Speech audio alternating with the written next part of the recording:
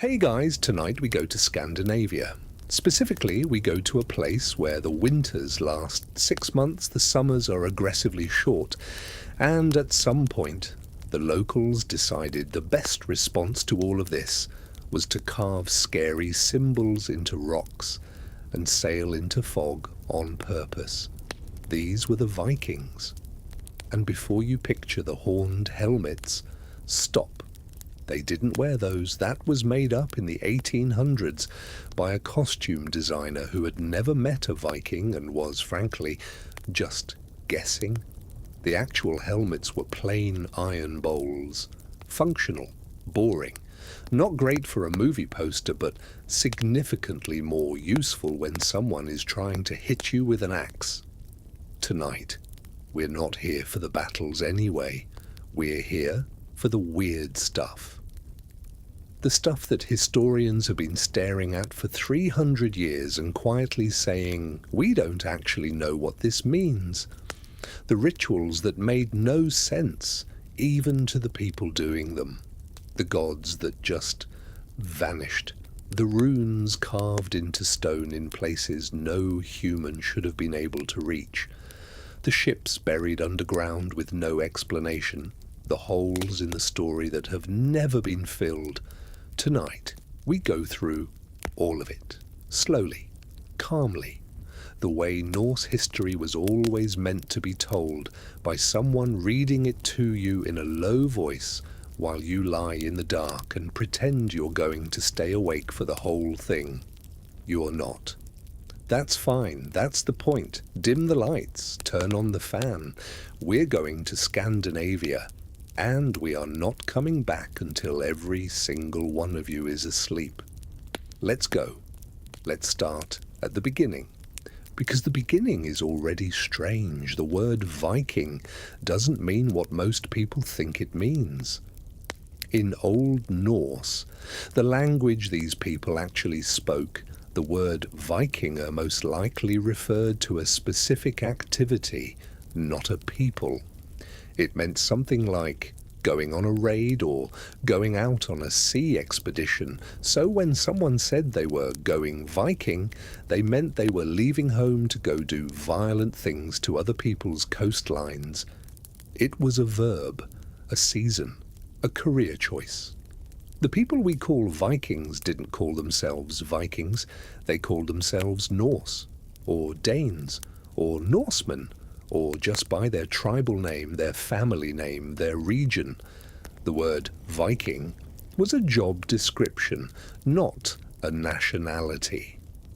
This is already a problem because if we're not sure what to call them, that tells you something about how much we actually know.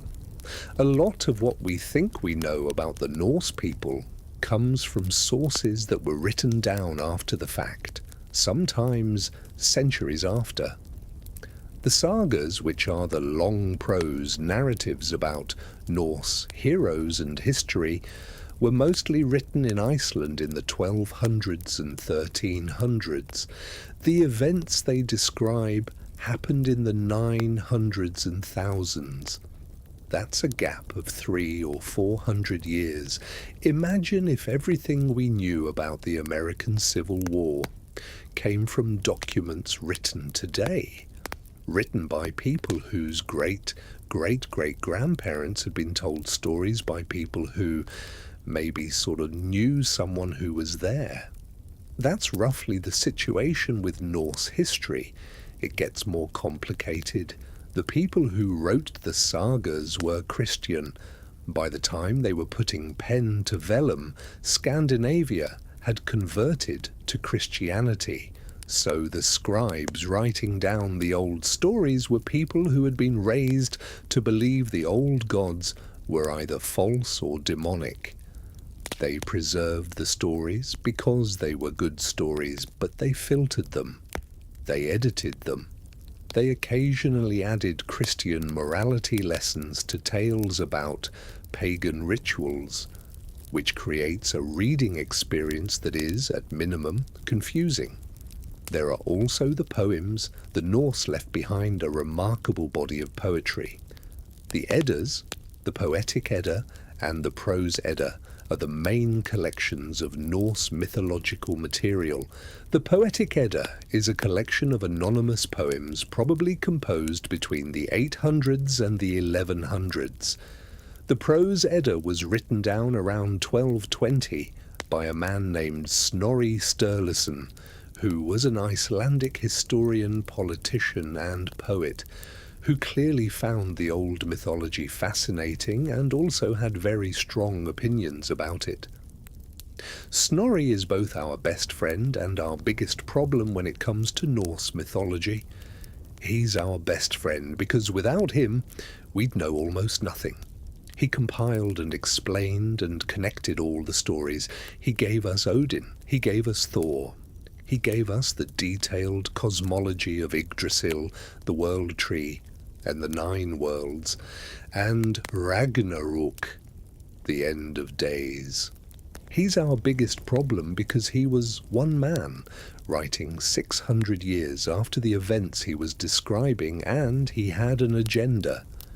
He was a Christian man who loved the old stories and wanted to preserve them, but also wanted them to make sense within his own worldview. So he organized them. He systematized them. He took what was probably a messy, regional, contradictory collection of local beliefs and turned it into something that reads more like a unified mythology than it probably ever actually was. The real Norse religion was almost certainly much messier than what Snorri gives us. Different regions worshipped different gods. Different families had different practices. What people in Norway believed was not identical to what people in Denmark believed or what people in Iceland believed. There was no official church, no central authority, no Norse pope sitting somewhere deciding the correct way to honor Odin. Just a lot of people spread across a vast, cold landscape, doing their best to explain a terrifying world. And then, sometime around the year 1000, they stopped. Not gradually, not slowly over centuries. Within about 100 years, the old gods were gone. And that, as we'll get to shortly, is one of the strangest things about this entire story. But first, let's talk about who these people were before they converted. Let's talk about what they actually believed. Because the Norse cosmology is, even if you know the basic outline, stranger than you remember. The Norse universe was held together by a tree. Not metaphorically, not symbolically, literally. The Norse believed that all of existence was organized around an enormous ash tree called Yggdrasil, whose roots reached down into the different realms of the cosmos and whose branches stretched up into the sky. Let's pause on this for a moment because it's more interesting than it sounds. Yggdrasil wasn't just a tree, it was the architecture of reality. Its 3 roots drank from 3 different wells. The first root reached into Asgard, home of the gods, and drank from a well called Urdabruna, the Well of Urda, or the Well of Fate. This is where the 3 Norns lived, the women who wove the threads of destiny for every living being. We'll come back to them. The second root reached into Jotunheim, the realm of the giants, and drank from Mimisbrunner, the Well of Mimir, or the Well of Wisdom. This is the well where Odin, the chief of the gods, famously sacrificed one of his own eyes in exchange for a single drink. He pulled out his eye and dropped it into the well and drank the water and gained immense wisdom, and then went back to Asgard with one eye and presumably spent a while explaining to everyone what had happened. The third root reached into Niflheim, the primordial realm of ice and mist and cold, and drank from the spring Vergelmir, the source of all rivers. Already the structure of Norse cosmology tells you something about these people's values. Wisdom is worth mutilating yourself for. Fate is woven by women, the source of all water is ice. These are not the values of a Mediterranean civilization. This is a worldview shaped by cold, by long winters, by the practical knowledge that nature is not your friend and can kill you at any moment, and that intelligence and adaptability are what keep you alive. The 9 worlds arranged around Yggdrasil were Asgard, home of the Aesir gods, the main pantheon. This is where Odin and Thor and Frigg and all the other gods lived. It was connected to the world of humans by a rainbow bridge called Bifrost, which was guarded by a god named Heimdall, who needed so little sleep that he could hear grass growing and wool growing on sheep. Heimdall's job was to watch the bridge and sound his horn, the Gjallarhorn, when the enemies of the gods were coming. He has one of the more stressful jobs in all of mythology, Vanaheim, home of the Vanir, a second group of gods. The Aesir and the Vanir had actually fought a war at some point in the mythological past, and then made peace by exchanging hostages. The hostages became gods in the other camp. It's a diplomatic arrangement that makes more sense when you know that this kind of thing actually happened in Norse politics, exchanging family members as a form of treaty enforcement. Alfheim, home of the Light Elves. We don't know much about the Light Elves. They're mentioned but not elaborated on. They may have been important in the actual practiced religion and just got left out of the surviving texts. Midgard, home of humans. The word literally means middle enclosure or middle world. It's the world we live in. In the mythology, it was created from the body of a primordial giant named Ymir, whose flesh became the earth, whose blood became the sea, whose bones became the mountains, and whose skull became the sky. His brains became the clouds. This is either deeply poetic or deeply upsetting, depending on your perspective. Jotunheim, home of the giants, or Jötnar. These are not the friendly giants of fairy tales. They are primordial, chaotic, dangerous beings who constantly threaten the order of the cosmos. Thor spends a significant portion of his mythological career driving into Jotunheim and hitting giants with his hammer. This is portrayed as good and necessary work. Svartalfheim, home of the dwarves, also called the Dark Elves, depending on which source you're reading. The dwarves are master craftsmen who made many of the gods' most important possessions: Odin's spear Gungnir, Thor's hammer Mjolnir, the golden hair of the goddess Sif, Freya's magic ship that could be folded up and put in your pocket. If you needed something magical built, you went to the dwarves. They charged a lot and the negotiations were always tense. Niflheim, the primordial realm of ice and mist, cold and dark, one of the 2 original realms from before creation. Muspelheim, the primordial realm of fire, ruled by a being named Surtur, who will play a fairly significant role in the destruction of the universe. Helheim, the realm of the dead, ruled by a being named Hel. Yes, that's where the word comes from. Who was the daughter of the trickster god Loki? Half of Hel's face was that of a living woman. The other half was that of a corpse. She was calm, impassive, and largely uninterested in the emotional needs of the living people who came to bargain for their dead relatives. The realm she ruled was grey and cold and quiet. Not a punishment, just where you went if you didn't die in battle. Because if you died in battle, you went somewhere else. You went to Valhalla. And Valhalla is its own mystery, which we will get to. But first, the animals. because Yggdrasil is not just a tree holding the worlds together, it is a living ecosystem with a specific and very strange population. At the top of the tree sits an eagle. The eagle is very wise and sits up there seeing everything.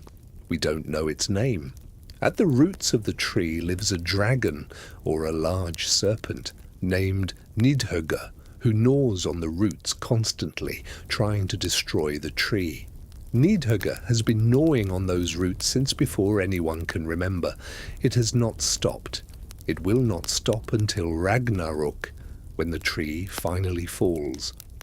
Between the eagle and the serpent runs a squirrel named Ratatoska.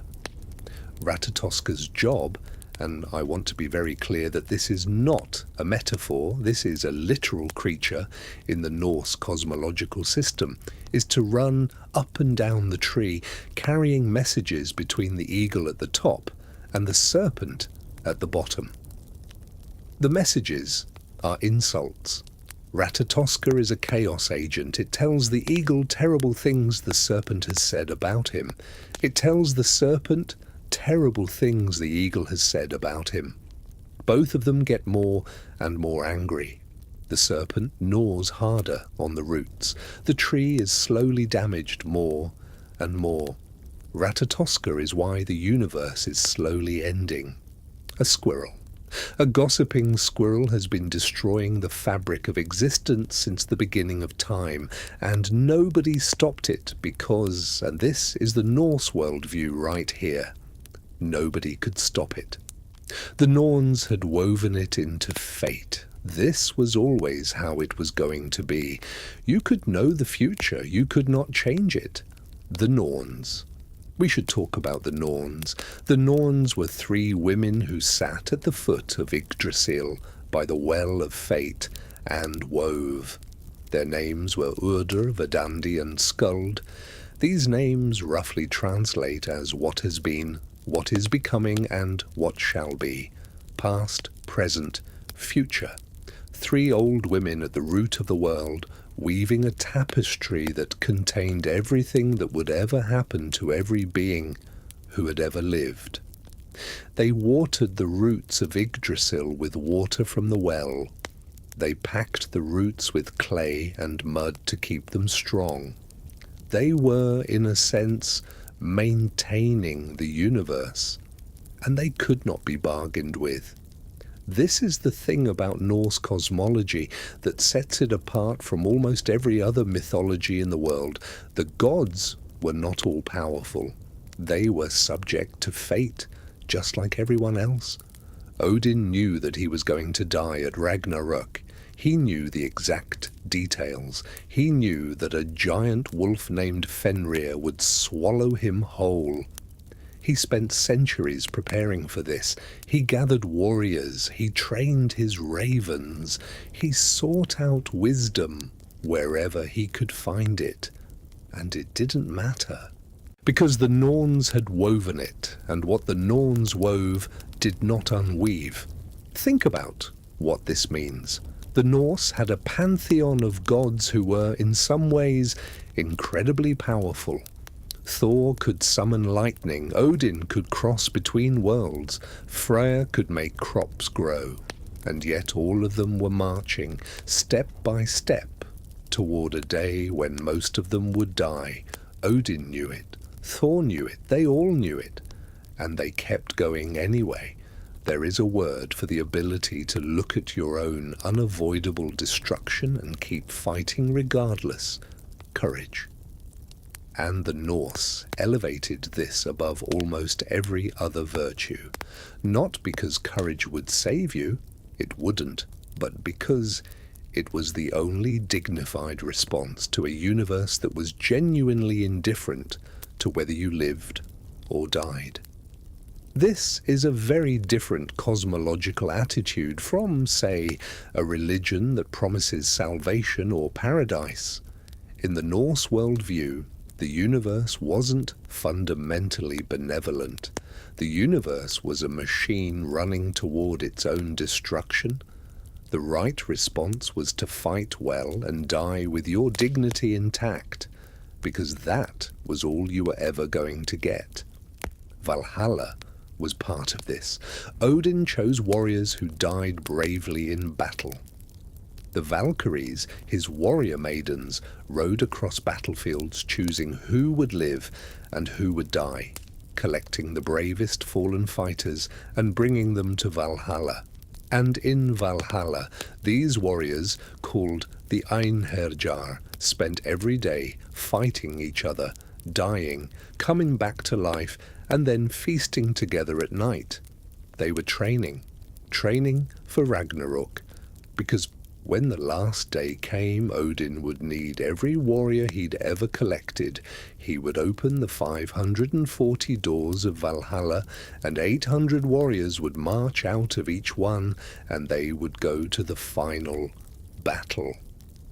And they would still lose. That was always the plan. Fight as hard as you can, as bravely as you can, knowing you're going to lose, because the alternative was to not fight. And that was the one thing the Norse found truly contemptible. We'll come back to Ragnarök later, because the details are extraordinarily strange and deserve their own section. But first, let's talk about the god at the centre of all of this. Let's talk about Odin. Most chief gods in world mythology are, broadly speaking, powerful and authoritative. Zeus throws lightning bolts and rules from a throne.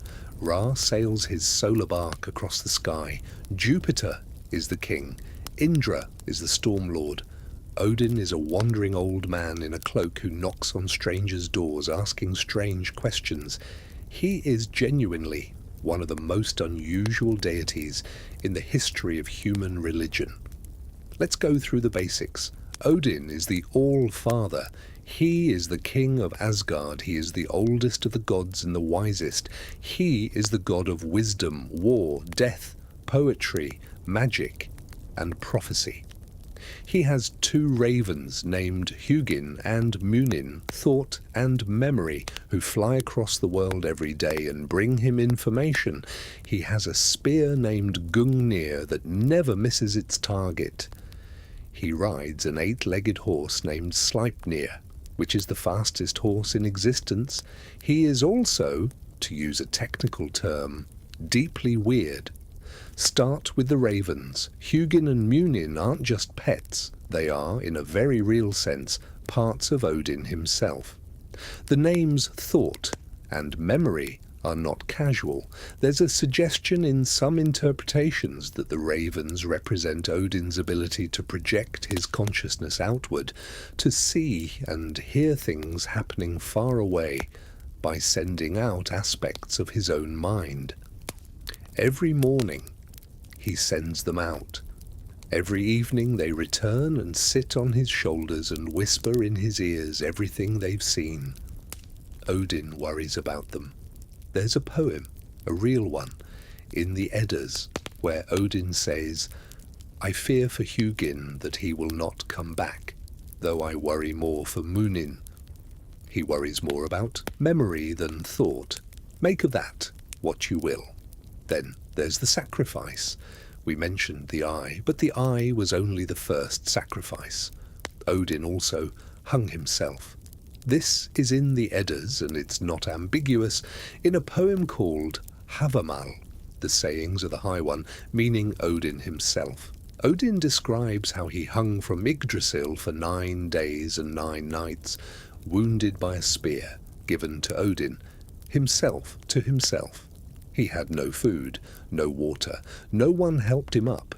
He hung there until he saw the runes, the magical symbols, appear in the water below him, and he reached down and grasped them. Then he fell and screamed and had the runes. The explicit framing here is sacrifice. Odin sacrificed himself to himself. He died, or came very close to dying, in order to gain knowledge. The runes were not just an alphabet. In Norse belief, the runes were a system of magical knowledge, each symbol containing power. To know all the runes was to have access to all of that power. Odin paid for that knowledge with his body and his eye and 9 days of suffering, and then he went out and traded that knowledge to humans, because that's the other thing about Odin that sets him apart. He genuinely likes humans. He finds them interesting. He wanders among them in disguise, usually as an old man in a wide-brimmed hat and a grey cloak, asking questions, testing their wisdom, helping the ones he likes and occasionally causing problems for the ones he doesn't. There are dozens of stories in the sagas about a mysterious old traveller who appears, offers cryptic wisdom, helps someone accomplish something impossible, and then disappears. Many of these travellers are implicitly or explicitly Odin. He had many names, over 200 names, and kennings, poetic titles, appear in the surviving texts. Some of them are straightforward: All-Father, God of the Hanged, because his warriors hanged themselves in sacrifice to him, and because of his own hanging. Wanderer. Some of them are strange: Cargo God, Wayfarer, Father of Victory. Some of them are genuinely unsettling: Deceiver, Ambush God, God of Prisoners. The last category tells you something about the other side of Odin. He was not safe. He was not benevolent in the comfortable way of a protecting deity. Odin was, by the standards of the sagas, frequently manipulative, occasionally cruel, and deeply unpredictable. He made deals and broke them when it suited him. He chose favourites, and then abandoned them when a better sacrifice was available. He was wise and terrible and fascinating, and not to be fully trusted. In a saga called Ynglinga Saga, Snorri Sturluson describes Odin's abilities in remarkable detail. Odin could change his shape. He could travel to distant places in the form of a bird or animal, while his body lay at home in a kind of trance. He could speak with the dead. He raised the head of a decapitated giant named Mimir to gain counsel, carrying it around with him and asking it questions. A head, a talking severed head that he preserved with herbs and spoke spells over so it could continue to give him advice. Odin had the head of a dead giant as a consultant, and somehow this is not even the strangest part of Norse mythology. The strangest part is Loki. Loki is not a god of fire. This is a common misconception. Loki is not associated with fire in the original mythology. He is associated with trickery, deception, chaos, and change. He is, in the mythological taxonomy of the Norse, a Jötun, a giant who, for complicated reasons, ended up living with the Aesir gods in Asgard. Why did the gods let a giant live with them? Because Odin made a blood brotherhood oath with him. They had mingled their blood and sworn to be brothers, and oath-breaking was taken extremely seriously in Norse culture. You do not break an oath with someone you've sworn a blood oath to. Not even when it turns out they're going to eventually murder your beloved son and chain a serpent over their face and trigger the end of the world. You made a commitment. Loki's relationship with the gods is one of the most complex in world mythology. He is not simply the evil one. For most of the mythological cycle, he is genuinely helpful. He solves problems. He rescues gods from tight situations. He uses his cleverness and his ability to change shape to get the gods out of trouble. He also frequently gets the gods into trouble in the first place, which is why his problem-solving is necessary. The classic Loki loop. Loki does something stupid or reckless that creates a serious problem. The gods are furious. Loki promises to fix it. Loki fixes it in a way that creates 2 more problems. The gods are somehow in a better position than before, but there are now 2 more problems. Repeat. Some examples. There was a builder. A mysterious craftsman appeared in Asgard and offered to build a wall around it, strong enough to keep out the giants. His price, if he finished in one winter, was the sun, the moon, and the goddess Freya. The gods agreed, thinking he couldn't possibly do it. He nearly did it. With the help of an unnaturally large and fast horse, his stallion Svadilfari, the builder was almost done by the last day of winter. The gods panicked. They turned to Loki, who had originally suggested agreeing to the deal. Loki, in response, turned himself into a mare. The stallion Svadilfari became distracted. He left the builder and ran off after the mare. The builder didn't finish in time. The builder turned out to be a giant in disguise. Thor killed him with his hammer. Loki, meanwhile, had some explaining to do, because the stallion had caught up with him. Some months later, Loki returned to Asgard with a foal. The foal had 8 legs. This was Sleipnir, Odin's great horse, the fastest horse in all of existence, a literal son of Loki, who had been, briefly, a horse.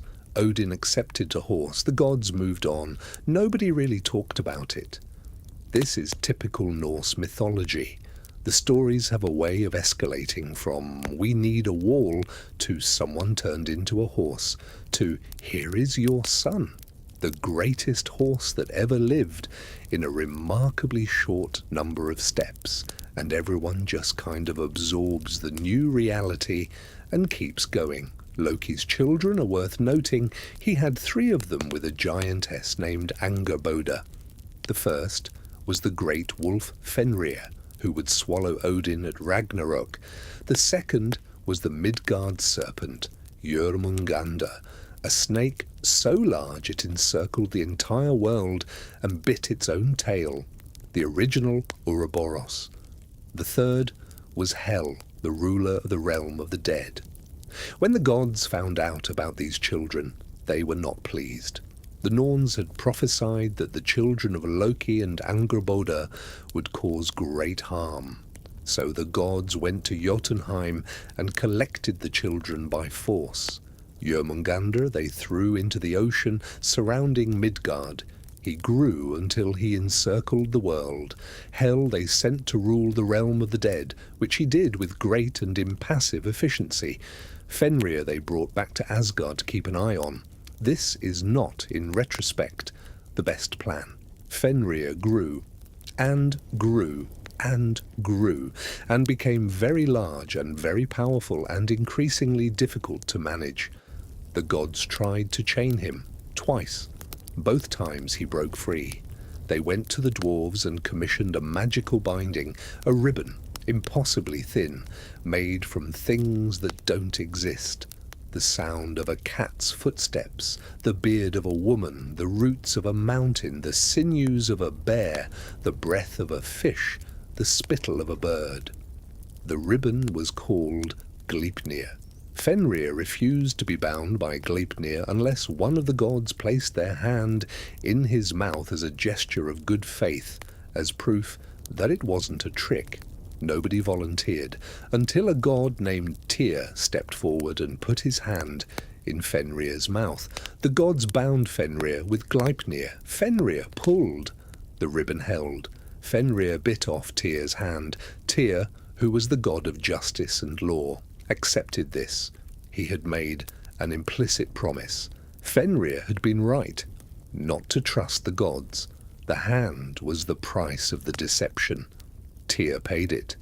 Fenrir was left bound, howling, deep in a cavern until Ragnarok. And through all of this, through the wolf, the serpent, the half-dead daughter, Loki remained in Asgard, still playing his tricks, still causing problems, still fixing them, until he caused a problem he couldn't fix. Balder was the best of the gods. This is not rhetorical. In the mythology, Balder is described as the most beautiful, the most beloved, the most bright and shining of all the Aesir. Everyone loved Balder. Gods, humans, animals, plants. He radiated such warmth and goodness that standing near him felt like standing in sunlight. He also started having nightmares, dreams of his own death. When Odin heard this, he went immediately to the realm of the dead.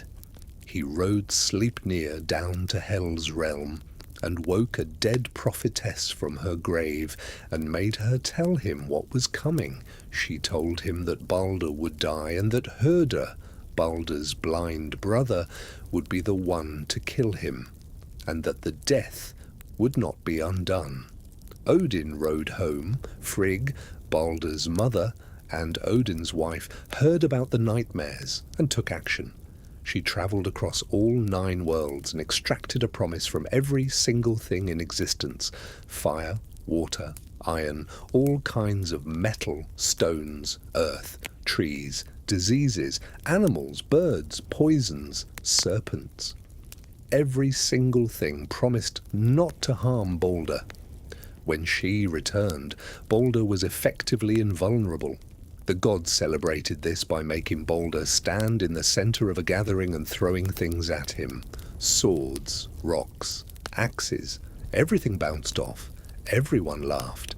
It became a game. Loki noticed. He disguised himself as an old woman and went to visit Frigg and made small talk with her, and eventually, very cleverly, asked if there was anything at all that hadn't taken the oath. Frigg mentioned, offhandedly, the way you mention something completely harmless, that there was one small plant she hadn't bothered to ask. It was so young, so small, so insignificant she hadn't felt it necessary. The plant was mistletoe. Loki left. He found the mistletoe. He fashioned it into a dart. He found Balder's blind brother Herder standing at the edge of the gathering, unable to participate in the game because he couldn't see. Loki offered to help. He stood behind Herder and guided his arm. Herder threw the mistletoe dart. It hit Balder in the chest, and Balder died.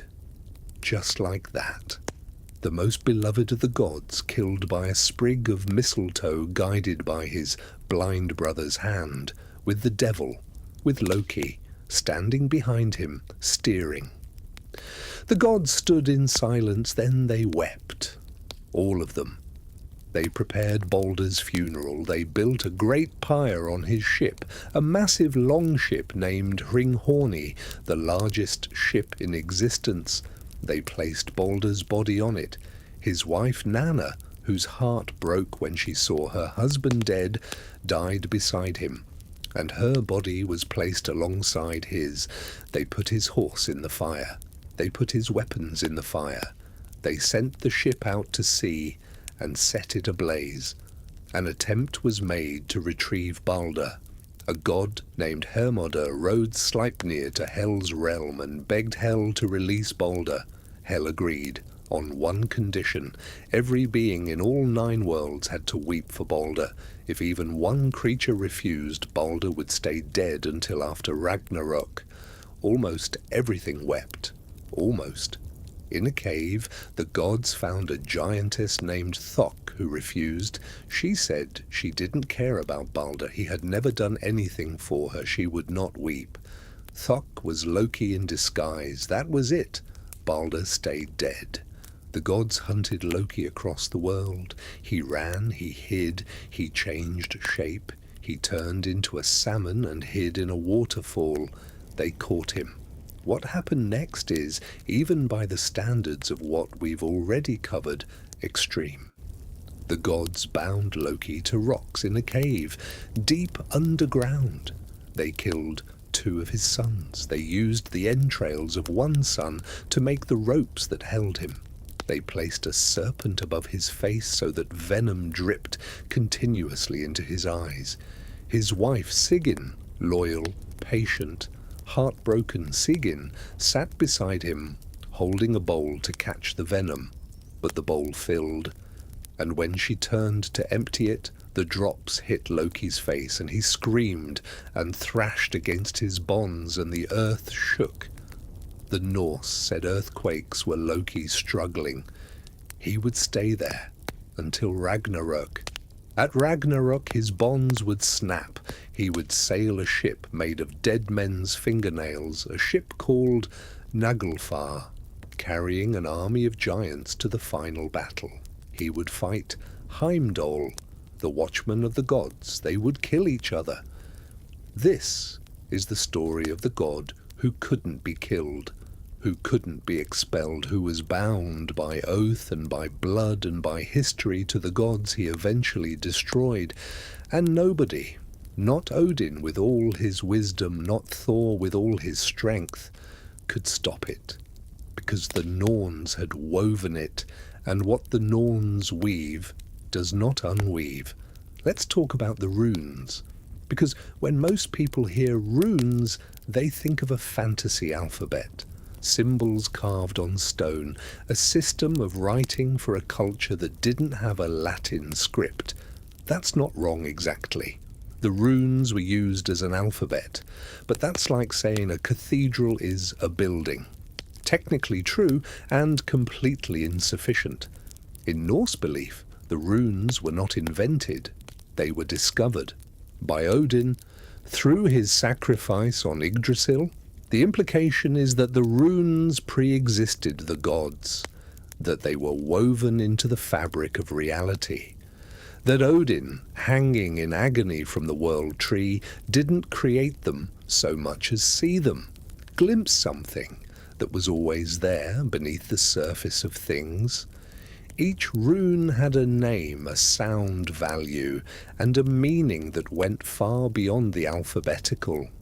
There were multiple runic alphabets, but the oldest and most commonly studied is the Elder Futhark, 24 runes named after their first 6 letters, F, U, Thiath, the Theach sound, A, R, K, Futhark. Let's go through some of them, not to memorize them, but because the names and meanings tell you a great deal about what these people thought was important. The first rune, Fehu, meant cattle, specifically mobile wealth, livestock. In a society where cattle were the primary form of wealth, the first rune, the one that corresponds to our letter F, was the rune of prosperity, of fortune, of material abundance. The fourth rune, Anzus, meant God, or message from a god. It was specifically associated with Odin and with communication, wisdom, and divine inspiration.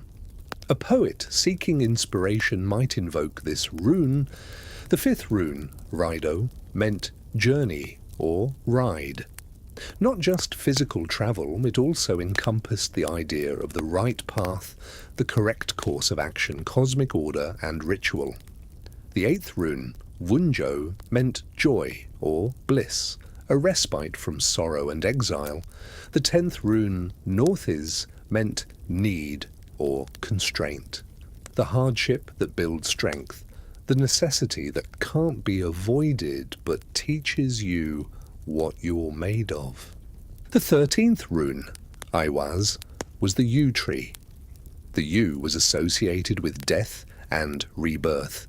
Yews are extraordinarily long-lived. They can survive for thousands of years. They grow in graveyards, and their wood was used to make bows. The rune was associated with Yggdrasil itself, with endurance, and with the boundary between the living and the dead. The 16th rune, Sowilo, was the sun, victory, success, life force. The 17th rune, Tiwaz, was the god Tyr, justice, sacrifice, honor, the rune of the warrior who accepts the cost of what is right. The 24th rune, Dagaz, was day, the breakthrough, the transformation, the moment of change when darkness becomes light. These weren't just letters, they were concepts.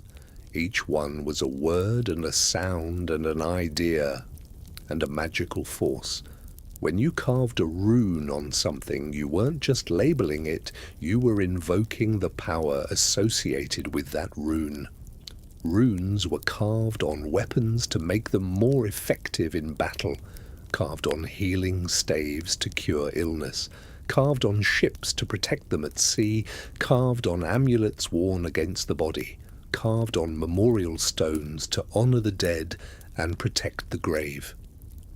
Some of the carving was done by specialists, rune masters or rune carvers. Some of it was done by anyone who knew the runic alphabet. And then there are the runes we can't read. Here is where the history gets genuinely strange. The runic inscriptions that survive from the Viking Age and earlier periods are not all straightforward. Many of them are clear. They're memorial inscriptions, property marks, names. Bjorn made this. This stone was raised in memory of. That's readable, we know how, but some inscriptions are not like that. Some runic inscriptions appear to be deliberately obscured. The runes are there. Real runes from the real alphabet, but they don't spell words. They repeat, they reverse, they form palindromes. They seem to encode something that wasn't meant to be read normally. The most famous class of these is called the Alu inscriptions. The word Alu, just 3 letters, appears on hundreds of objects from the early runic period, everything from bracteates, small gold pendants, to cremation urns, to weapon fragments. We don't know exactly what it means. It may be a magical formula, it may be a word meaning ale in a ritual context. Ale was used in Norse ceremonies. It may be an invocation. It may be a charm against evil. We genuinely don't know. There are also what scholars call nonsense inscriptions, runes that don't spell recognizable words but follow consistent patterns, suggesting they're not mistakes but intentional constructions. Some researchers believe these are encrypted texts, encoded to hide sacred knowledge from the uninitiated. Others believe they're magical formulas meant to work on a non-linguistic level, not to be read, but to be felt. Then there are the bind runes, 2 or more runic characters merged into a single symbol. These were common on amulets and weapons. The combinations were deliberate, creating a compound meaning from the constituent runes. Some bind runes are documented and understood. Others appear in the archaeological record with no explanation. One of the most striking examples of mysterious runic practice is found in the Norwegian stavkirkes, the wooden stave churches built after the Norse conversion to Christianity. These churches were built in a very specific architectural style, with carved dragon heads on the gables and intricate patterns on the doorframes, and on many of them, carved into hidden places, inside joints, under threshold boards, in places that would be covered once construction was complete, are runic inscriptions, not Christian inscriptions, not Latin, old runic formula hidden in Christian churches by the people who built them. Whether they were protecting the building in the old way, or simply couldn't help themselves, or were leaving something for someone who would know how to read it, we don't know. There's also the matter of the younger Futhark. When the elder Futhark, the 24 rune alphabet, gave way to the younger Futhark around 800 CE, something strange happened. The elder Futhark had 24 runes. The younger Futhark had only 16. Think about that. Literacy was expanding. The Viking Age was beginning. Trade and communication were increasing. And the runic alphabet got smaller. Linguists have debated this for decades. The language was changing and the new alphabet was more streamlined for it, some say. Others argue that the 16-rune younger Futhark is almost impossible to use unambiguously. So many sounds had to share runes that the same inscription could be read multiple ways, which might be a flaw in the system or might be intentional. If your writing system is deliberately ambiguous, then only someone who already knows what's written can read it correctly. Only initiates can decode it. Was the younger Futhark a deliberate obfuscation? A way of encoding knowledge so that only those trained in the tradition could read it properly? We don't know. We might never know, because the people who made these choices are gone, and they didn't write down their reasons, and the traditions that would have transmitted the knowledge died when Scandinavia converted to Christianity. Which brings us back to that question: how did an entire belief system disappear so quickly?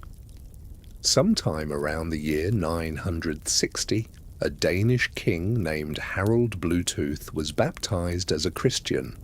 You know Bluetooth technology, the wireless standard you use to connect your headphones and your car speakers. It's named after Harald Bluetooth, Harald Blutand in Danish, because he was known for bringing together, or connecting, disparate groups of Danes under his rule. The engineers who named the wireless standard were Danes and Swedes, making a historical joke. Harald's conversion was partly political. The Holy Roman Empire to the south was Christian, and Harald wanted good relations with it. Christianity also offered a concept of kingship that was useful to a ruler, the idea that power came from God, and that the king was God's representative. This was more politically convenient than the Norse system, in which kings were essentially first among equals and could be challenged and deposed by powerful jarls. Within a generation, Norway converted under a king named Olaf Tryggvason, who was baptized in 994 and then went home and converted his kingdom by a combination of missionary work and extreme violence. He was not subtle. He gave people a choice between baptism and death. Mostly, they chose baptism. Sweden took a little longer. Iceland held a famous assembly, the Althing, the world's first parliament, in the year 1000 CE, and voted on whether to become Christian. The vote was actually close. The pragmatic decision was Christianity, because Christian merchants wouldn't trade with pagans and Iceland's economy needed trade. The last holdouts were given a face-saving compromise. They could continue some traditional practices in private. They could not sacrifice publicly. They could not openly worship the old gods, but in their homes in private. And then, within another generation, even that was gone. An entire cosmology, 1,000 years of tradition, gone. Why so fast? The honest answer is that we don't know for certain, and that's the strange part. Religions don't usually die this quickly. When Rome converted to Christianity, the old gods persisted for centuries in rural areas, in folk practices, in embedded customs. When the Greeks and Romans converted, their mythology was too embedded in art and literature to disappear. The old gods became literary figures, but the Norse gods essentially vanished from active worship in about 100 years. You don't find evidence of people continuing to sacrifice to Odin in secret for 300 years after the official conversion, the way you find paganism persisting in parts of the Roman world. They just stopped. One theory is that the Norse religion was never really the kind of institutional religion that could survive official opposition. There were no temples, no professional priesthood, no central organization. The religious practices were bound up with the local chiefs and kings, who were also the ritual leaders. When the chiefs converted, The rituals stopped. There was no underground church to keep the tradition alive. Another theory is that the Norse themselves were pragmatic about their gods in a way that makes the conversion less psychologically jarring than it sounds. The Norse universe was always going to end in Ragnarök. The gods were always going to die. This wasn't a tradition of eternal, all-powerful, unchanging divinity. This was a tradition of powerful but doomed figures in a universe of constant change. If your theology already includes the concept that everything ends and what matters is how you face it, switching to a new set of beliefs may not have felt like the catastrophic abandonment it would to someone raised in a tradition of eternal divine truth. Maybe they converted the way you'd change a losing battle plan. This isn't working.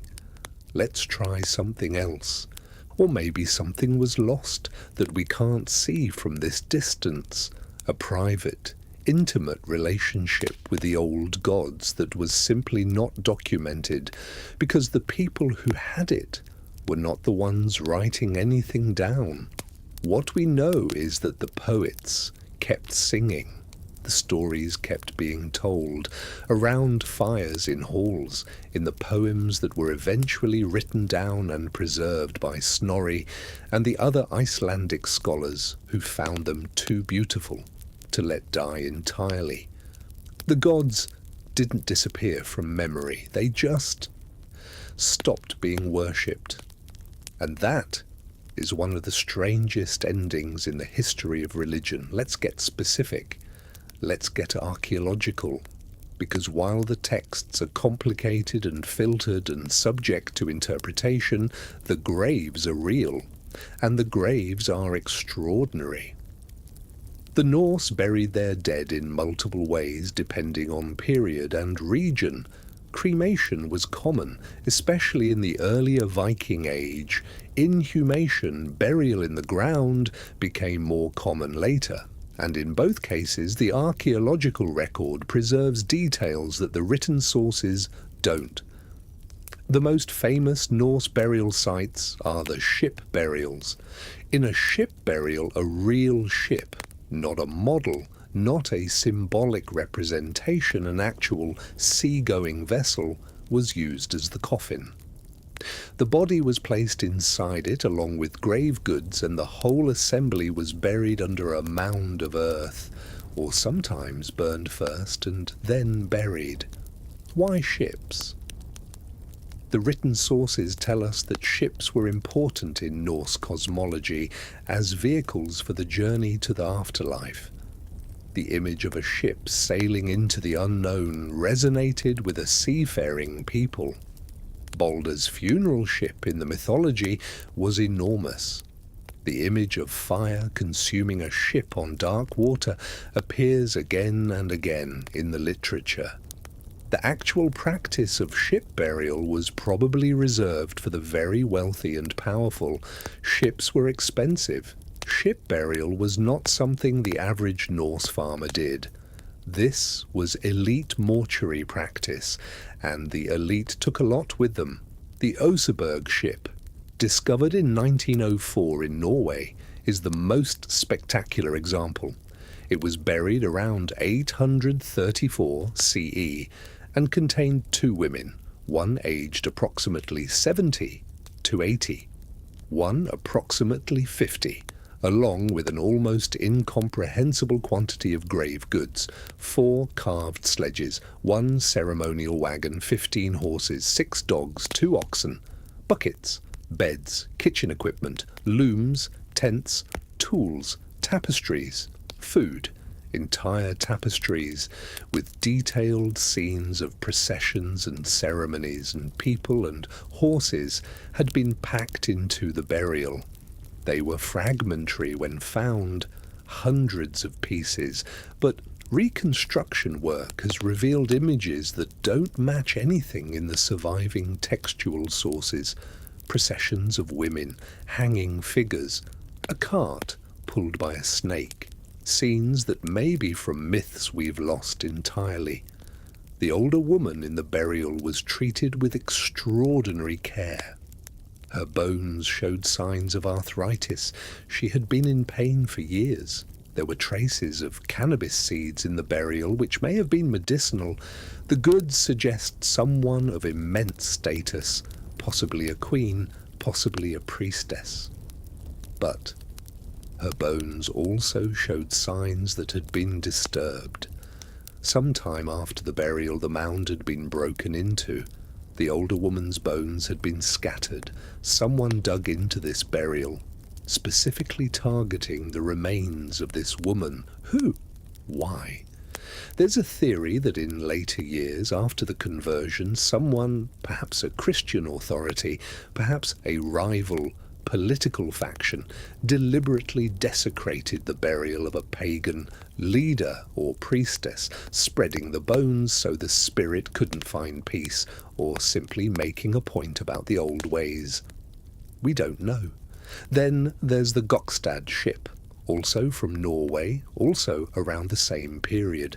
One man in his 40s buried in a ship with 12 horses, 6 dogs, a peacock, and remains of what appear to have been other animals. His skeleton showed signs of violent injury. He had been in multiple serious fights. His knee had been shattered at some point and healed badly. He may have been a famous warrior, someone the community felt deserved an extraordinary burial. Outside the mound there were 3 smaller boats buried as well. Why? We don't know. There are also the chamber graves, burials where the body was placed in a wooden chamber within the ship, like a room within a room. Some of these chambers contained 2 people, a noble and a servant. The servant was sometimes killed specifically for the burial. This is documented in the written sources and confirmed archaeologically. The Arab traveller Ahmad ibn Fadlan described a Viking ship burial he witnessed on the Volga River in 922 CE. His description is one of the most detailed eyewitness accounts we have of Norse burial practice. He describes a chieftain's burial in which a slave girl was selected, kept comfortable and fed and cared for, and given honour, and then ritually killed and placed in the ship alongside her master. He asked a Norse interpreter why they did this. The interpreter explained that the Norse believed the dead chief would be better off if someone went with him to serve him in the next world. Ibn Fadlan was disturbed by this. He found the whole ceremony foreign and disturbing, but he wrote it down in detail, and his account survives, and it gives us a window into something the Icelandic sagas written 300 years later carefully avoided being explicit about. The Norse sent people to die with their dead leaders. Not always, not commonly, but sometimes. Archaeologically verified, historically witnessed. And what they believed about what came after is the next piece of this. The afterlife in Norse belief is more complicated than Valhalla. Most people today, when they think of Norse afterlife, think of Valhalla, the great hall of the slain, where warriors feast and fight until Ragnarök. This is the most famous part of the mythology, and it was certainly real, but it was not where most Norse people went when they died. Valhalla was for elite warriors who died in battle. It was rare. It was an honor. The majority of people went to Helheim, the grey, quiet realm ruled by hell. Not a punishment, just a place. Cold and dim, and not particularly terrible, but not glorious either. The way the Norse described Helheim, it sounds more like a waiting room than a paradise or a torment. But there were other options. Some of the dead went into the earth, not metaphorically, literally into the ground, into the hills near where they lived. There's good evidence in the sagas for a belief that the dead could remain near their families, living inside the burial mound, continuing to exist in some form. Offerings were left at grave mounds, food, drink. The dead were spoken to, consulted, respected. This is very different from the later Christian concept of the soul travelling to a separate realm after death. In this Norse belief, the dead were still here, still part of the community, just in a different form. The dead in mounds could be powerful. They could haunt. They could give warnings. They could bestow gifts on descendants. They could also be dangerous, especially if the burial had been done incorrectly or if the dead person had grievances. There's a whole genre of Norse literature dealing with what happened when the dead weren't properly laid to rest. A draugr, a Norse undead, was a corpse that got up and walked. Not a skeleton, not a ghost. The actual body, animated, wandering, causing problems. Draugr were known to crush livestock, destroy property, and in extreme cases kill living people. The solution to a draugr was not an exorcism. You couldn't just pray it away. You had to physically dig up the grave, wrestle the draugr back into submission, cut off its head, and burn the body. Sometimes all three, to be sure. You had to defeat it, physically. This makes sense in the context of a culture that valued direct action and was skeptical of purely symbolic gestures. The problem was physical. The solution was physical.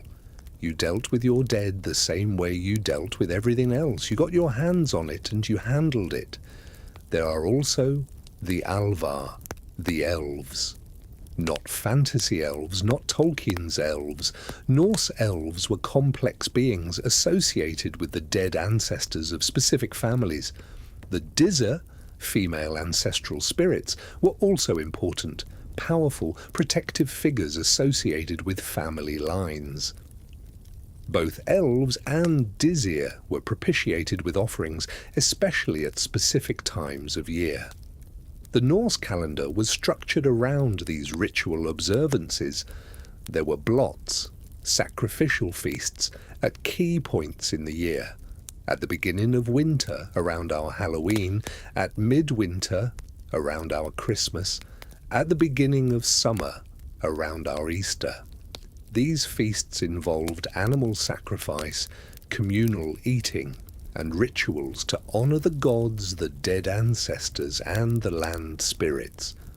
The land spirits, the Landvetter, were beings that inhabited specific places, a particular hill, a particular grove, a particular waterfall. You didn't interact with them casually. You respected their territory. You made offerings. There's a law recorded from Iceland that says incoming ships should take down their carved prow heads, typically dragon heads, before approaching the coast, so as not to frighten the land spirits. You navigated your coastline with awareness of who else was living there.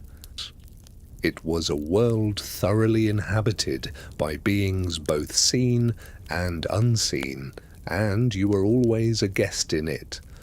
Let's talk about the engineering, because the Viking ships are genuinely one of the most impressive technological achievements of the medieval world, and they don't get enough credit. The classical Viking longship, what you picture when you picture a Viking ship, was a clinker-built vessel. Clinker construction means the hull planks overlap, like the scales of a fish. Each plank is connected to the one above and below with iron rivets. The result is a hull that is flexible. It moves with the waves rather than resisting them. This is important. A rigid hull hits a wave and takes the force of impact. A flexible hull bends. The Norse ships could twist slightly as they moved through the water, absorbing stress that would crack a more rigid construction. In the North Atlantic, where the waves can be enormous and unpredictable, this flexibility was survival. The ships were also extraordinarily shallow in draft. A fully loaded longship might draw less than a metre of water. This meant they could sail up rivers, they could land on beaches, they could operate in coastal waters where no deep-keeled Mediterranean ship could go. The famous raids on English monasteries, Lindisfarne in 793, the first recorded Viking raid, worked because the longships could come out of nowhere, beach directly on the shore, deploy warriors immediately, and be gone before a defensive response could be mounted. The ships were light enough to be carried overland.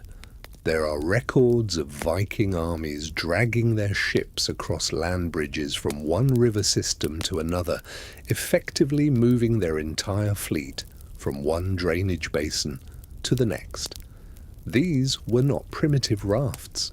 These were precision-engineered vessels built by craftsmen who had been developing the technology for centuries. The earliest clinker-built boats in Scandinavia date back to the early centuries CE. By the time the Viking Age began in the late 700s, the technology had been refined for 500 or 600 years. The navigation is the part that approaches the miraculous. The Norse crossed the North Atlantic without compasses, without accurate charts, without GPS. They crossed from Norway to Iceland, from Iceland to Greenland, from Greenland to North America. They landed in Newfoundland, confirmed archaeologically at Lens aux Meadows, around the year 1000 CE, nearly 500 years before Columbus. How did they navigate? Partly by the stars. The Norse were expert astronomers of a practical kind, not theoretical, but intensely observational. They knew which stars rose where, at what time of year, at what latitude. They could read the night sky the way we read a road sign, partly by the sun. Even in overcast conditions, the Norse had a possible tool called a sunstone, a piece of calcite, crystal, or Iceland spar that can reveal the direction of polarized light, allowing you to locate the sun even when it's hidden by clouds. The sunstone appears in some sagas. For a long time, it was considered possibly legendary. Then, in 2013, archaeologists found a piece of Iceland spar in an Elizabethan shipwreck in the English Channel, confirming that navigational crystals were actually used. Whether the Norse used them is still debated, but the physics work. Partly by birds, there are accounts of Norse sailors keeping ravens on board and releasing them to find land. The raven would fly up, look around, and either return to the ship, meaning no land was nearby, or fly in a direction and not return, meaning land was that way. A practical ornithological compass, which is also, not coincidentally, why Odin's ravens were named Thought and Memory. The god who sees everything sees it through birds that fly to the horizon and return to whisper in his ear, partly by whales. The distribution of whale species was apparently well known enough to help indicate what ocean region you were in. Certain whales meant certain waters, partly by the ocean itself, the colour of the water, the type of seaweed, the behaviour of the waves. Ocean currents have patterns, and experienced sailors learned to read them. Partly by the colour of the sky reflecting the ice, what they called ice blink. The Greenland ice sheet is so large that on clear days it casts a visible lightening of the horizon before you can see the land itself.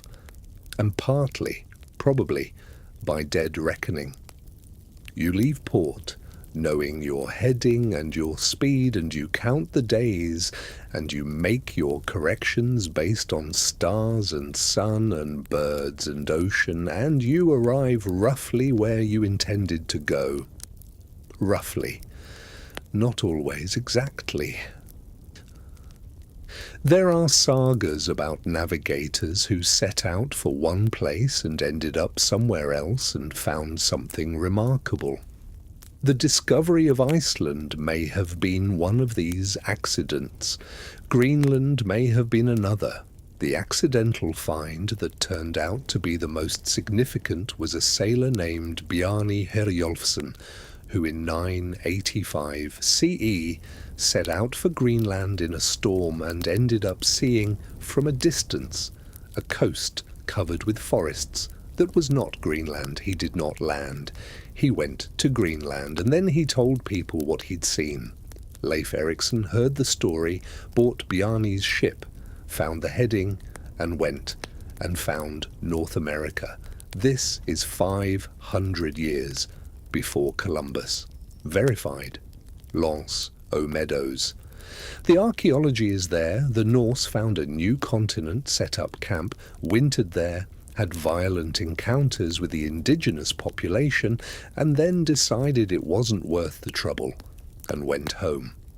And then, mostly, didn't tell anyone. The sagas recorded it.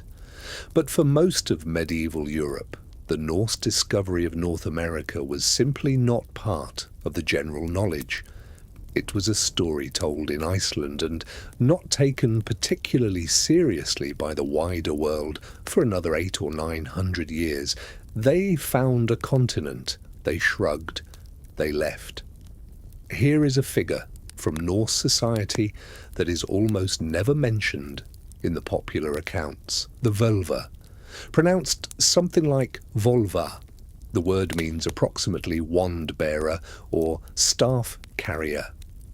A Völva was a female seer, a practitioner of a form of Norse magic called Seder, which involved entering a trance state in order to travel to other worlds, communicate with spirits, and see the past and future. She travelled between communities, invited to perform her craft. She sat on a high platform, a high seat, at the feast. She was fed specific foods. She wore a specific costume, a cloak of catskins, a hat, a staff. Songs were sung to help her enter the trance. And then she told you what was coming. The Völva was respected and feared in equal measure. She was outside normal social categories. She travelled alone. She owed allegiance to no specific community. She had power that could not be challenged by ordinary means. The most powerful of the Norse gods consulted her. In the poem Völuspá, the prophecy of the seeress, Odin himself raises a dead Völva from her grave to ask her about the beginning and end of all things. She tells him, calmly, without apparent fear of the god. She knows things Odin doesn't know. The Seder magic that the Völva practiced was, according to the sources, primarily female magic. Men who practiced it were stigmatized. They were accused of ergi, a difficult-to-translate term that encompassed unmanliness, passivity, and taboo breaking. The magic itself was considered to involve a kind of ritual submission or passivity that was incompatible with the expected male role. And yet Odin practiced Seder. This is one of the many contradictions in the mythology. Odin, the warrior's patron, the god of victory, also practiced a form of magic gendered as female. He learned it from a goddess named Freyja, who was the original practitioner. What did Seder actually involve? The honest answer is that we don't know the details.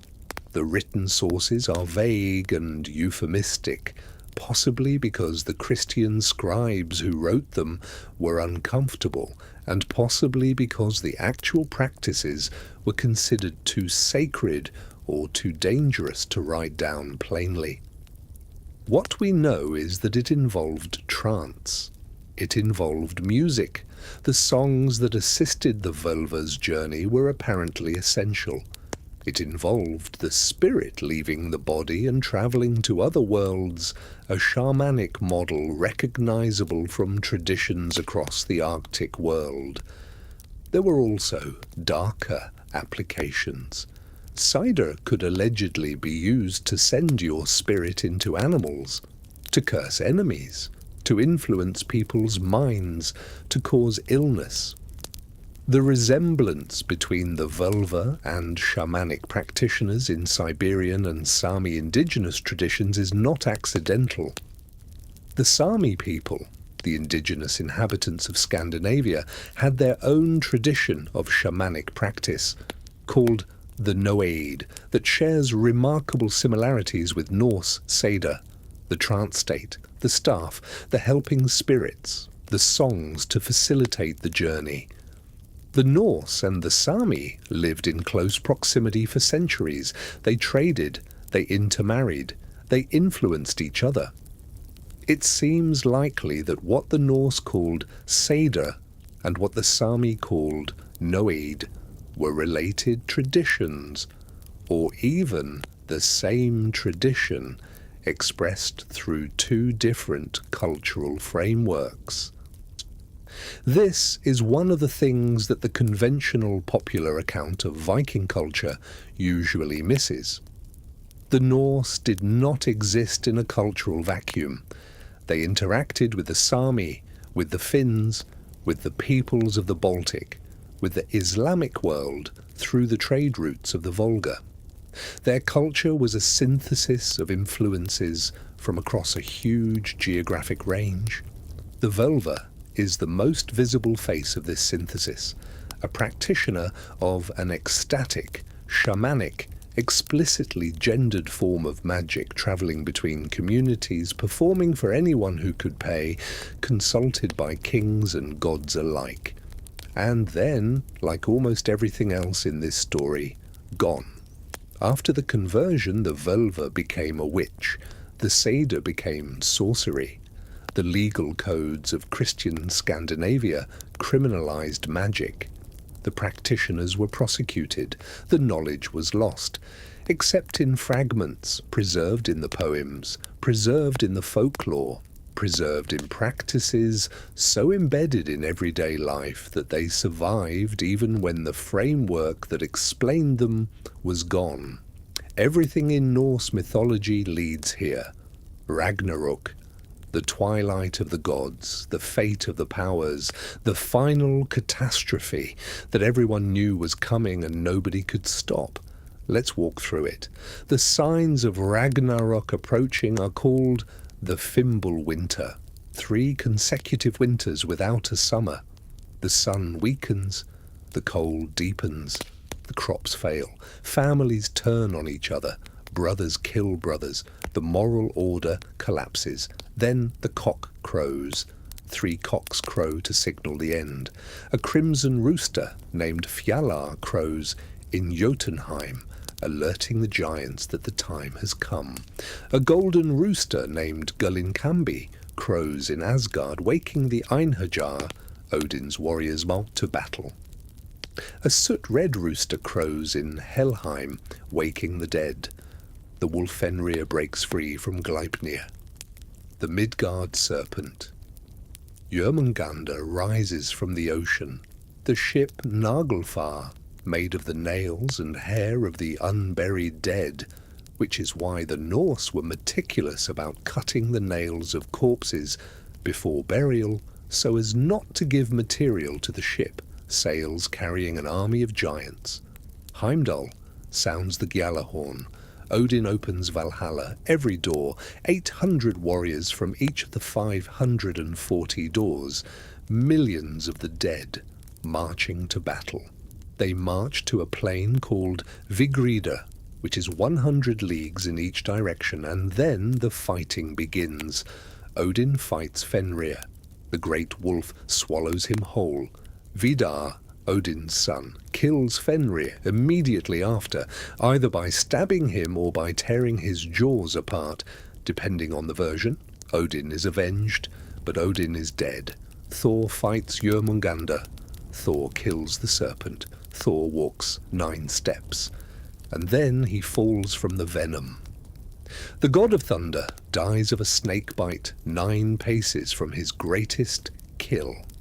Freyr fights Surtur, the fire giant from Muspelheim. Freyr wins battles with a sword that fights on its own, but he gave that sword to his servant Skirnir as payment for a courtship mission. It's a long story, and he fights Surtur with a deer's antler. He dies. Tyr fights Garm, the hound of Helheim. They kill each other. Loki and Heimdall fight. They kill each other. Surtur releases a fire that consumes everything. The world burns. It sinks into the sea. And then something extraordinary happens. It rises again. In the Völuspá, the great prophecy poem, the seeress describes what comes after Ragnarök. The earth rises from the water, green and renewed. Eagles fly, the surviving gods, some of them survived.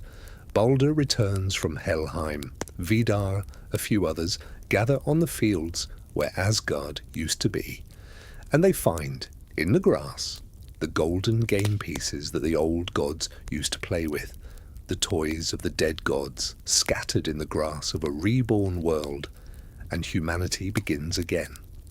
There are 2 human survivors, a man and a woman named Leif and Lifthrasir, Life and Lifethirst, who hid in a forest called Hodmimi's Holt during the fire and now emerge to repopulate the world. The world ends. The world is reborn. The cycle continues.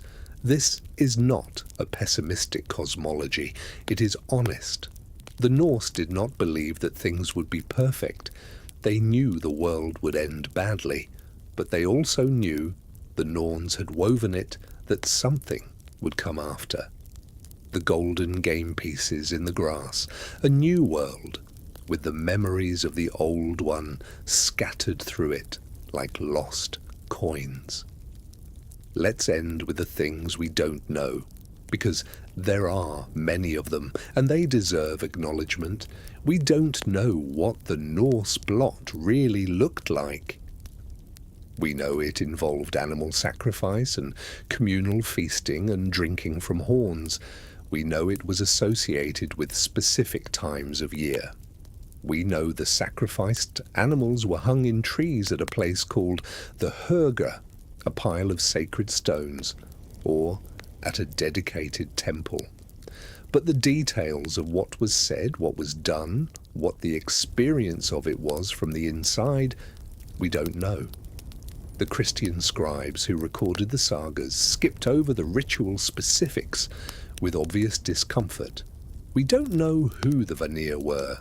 The Aesir-Vanir War, mentioned in multiple sources as a foundational event in Norse mythology, involved 2 groups of gods fighting and then making peace. The Aesir are the main pantheon: Odin, Thor, Frigg, Loki. The Vanir are Freya, Njörður. After the war, hostages were exchanged and the Vanir became part of Asgard. But the Vanir's origins are mysterious. Some scholars think they represented a separate, older religious tradition, perhaps associated with agricultural fertility cults, older than the martial Aesir religion that was absorbed into the larger mythology. The war between them might encode a historical religious conflict, a meeting of 2 different peoples with 2 different traditions that merged into what we now call Norse paganism. We don't know who built the stone circles. Scandinavia has hundreds of ancient stone structures, stone circles, standing stones, stone ships, stone arrangements in the shape of boats, often associated with burials. Many of these predate the Norse by thousands of years. The people who built Stonehenge-type structures in Scandinavia were not Norse. They were earlier. The Norse inherited a landscape full of these ancient monuments and built their own beliefs around them. They left offerings at the old stones. They buried their dead near them. They treated them as already sacred, already inhabited by power. Who built them? We don't know. What the Norse thought they were, mostly, we don't know. The mythology is occasionally suggestive. Giants built things in the mythology, but specific connections between specific monuments and specific beliefs are difficult to establish. We don't know what happened at the great temple at Uppsala. There was, according to multiple sources, a great pagan temple at a place called Uppsala in Sweden. Adam of Bremen, a German ecclesiastical writer in the 1070s, described it in extraordinary detail. A temple ringed with gold, containing statues of 3 gods, Thor in the centre, flanked by Odin and Freya, where human sacrifices were made every 9 years, 9 of every male creature, hanged in a sacred grove near the temple. 9 men, 9 horses, 9 roosters, every 9 years. Adam of Bremen didn't see this personally. He heard about it from the Danish king Sven Estridsson. He may have been told it to emphasize the paganism of the Swedes. He may have exaggerated, or it may have happened exactly as he described. The archaeological evidence for the temple at Uppsala is ambiguous. There was clearly something at the site. It's called Gamla Uppsala, Old Uppsala, with significant pagan importance. There are large burial mounds dating to the 5th and 6th centuries. There is evidence of ritual activity. But the grand golden temple with the hanging sacrifices, we can't confirm it. We don't know what the berserkers were doing. The berserkers, the Norse warrior shamans who fought in a state of uncontrolled frenzy, impervious to pain, as strong as bears, appear in the sagas as both heroes and dangerous madmen. The word berserk comes from them. What were they doing? The most popular theory is a drug-induced state, specifically the consumption of fly agaric mushrooms, which can cause altered states of consciousness. The fly agaric is a psychoactive mushroom, red-capped with white spots, the mushroom of fairy tales. It causes dramatic psychological effects. The problem is that the fly agaric doesn't reliably produce the specific effects described in the berserker accounts. Fly agaric can cause nausea, disorientation, visual distortions. Superhuman physical strength and pain insensitivity are not its usual profile. Other theories: extreme psychological training producing a dissociative state, henbane or other herbal preparations, simple adrenaline for warriors who had conditioned themselves into a battle trance. We genuinely don't know. We don't know what Odin whispered in Baldur's ear. When Baldur was placed on his funeral pyre and the ship was pushed out to sea, Odin went to his son's body and leaned down and whispered something in his ear. What did he say? The mythology tells us this happened. It does not tell us what was said. It is, in the sources, an explicit mystery, something so secret that it was not written down, perhaps because it was something only a father could say to a dead son, perhaps because it was a formula of some kind, perhaps because the original tellers of this story wanted to preserve something that felt like privacy, even in myth. This question became, in the medieval period, a kind of riddle, the Haiti, who can know, questions that were posed to test wisdom. What did Odin say to Baldur is in the same category as what is stronger than iron and other, apparently unanswerable riddles. In some versions, the answer to the riddle is simply that Baldur would be reborn after Ragnarok. But the text never confirms this. The whisper is lost, which is somehow exactly right. This is Norse mythology. The answer was always going to be something that died with the people who carried it. Let's be honest about something. Thor is the most famous Norse god in the modern world. More famous than Odin, more famous than Loki. When a new generation of people discovered Norse mythology through comic books and movies, the name they all learned first was Thor. And the Thor of the comics is a handsome, noble blonde warrior prince who is good and brave and occasionally makes wise speeches.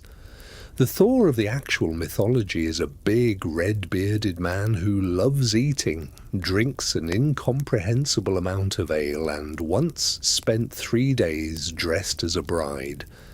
Let's talk about the real Thor. Thor was the son of Odin and a personification of the earth, a giantess named Jörd, whose name literally means earth. He was not subtle about his parentage. He was large, he was loud, he was enormously strong, even by the standards of the gods. He ate entire oxen in one sitting. He drank enough that the gods occasionally had to explain to guests why the mead supply had run low. His hammer was called Mjolnir.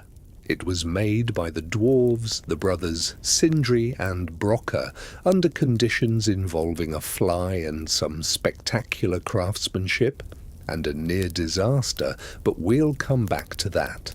Mjolnir could not miss its target. It always returned to Thor's hand when thrown. It could level mountains. It could raise the dead. Thor would use it to bless sacrificed goats and bring them back to life. The hammer was also, it must be said, a little short in the handle because of the fly. The fly had bitten Brokkr while he was working the bellows, and he'd flinched, and the handle came out slightly shorter than planned. This bothered Odin. This did not seem to bother Thor at all. Thor wore iron gauntlets to grip Mjolnir. The handle was so charged with power that bare hands couldn't hold it. He wore a belt called Meggingjörd that doubled his already extraordinary strength when he put it on. And his job, basically, was to drive a chariot pulled by 2 goats through the sky and kill giants. This sounds like a simple job. It was not. There were a lot of giants. Most of the individual adventure stories in Norse mythology star Thor. Odin shows up in stories that require cleverness or wisdom or deep magic. Thor shows up in stories where something enormous needs to be hit until it stops moving. The stories are often funny. Not accidentally, the Norse found Thor's combination of immense power and spectacular lack of subtlety genuinely comic. He was beloved. He was the god who protected ordinary people, who kept the giants from overrunning the world, who blessed the crops and kept the storms manageable.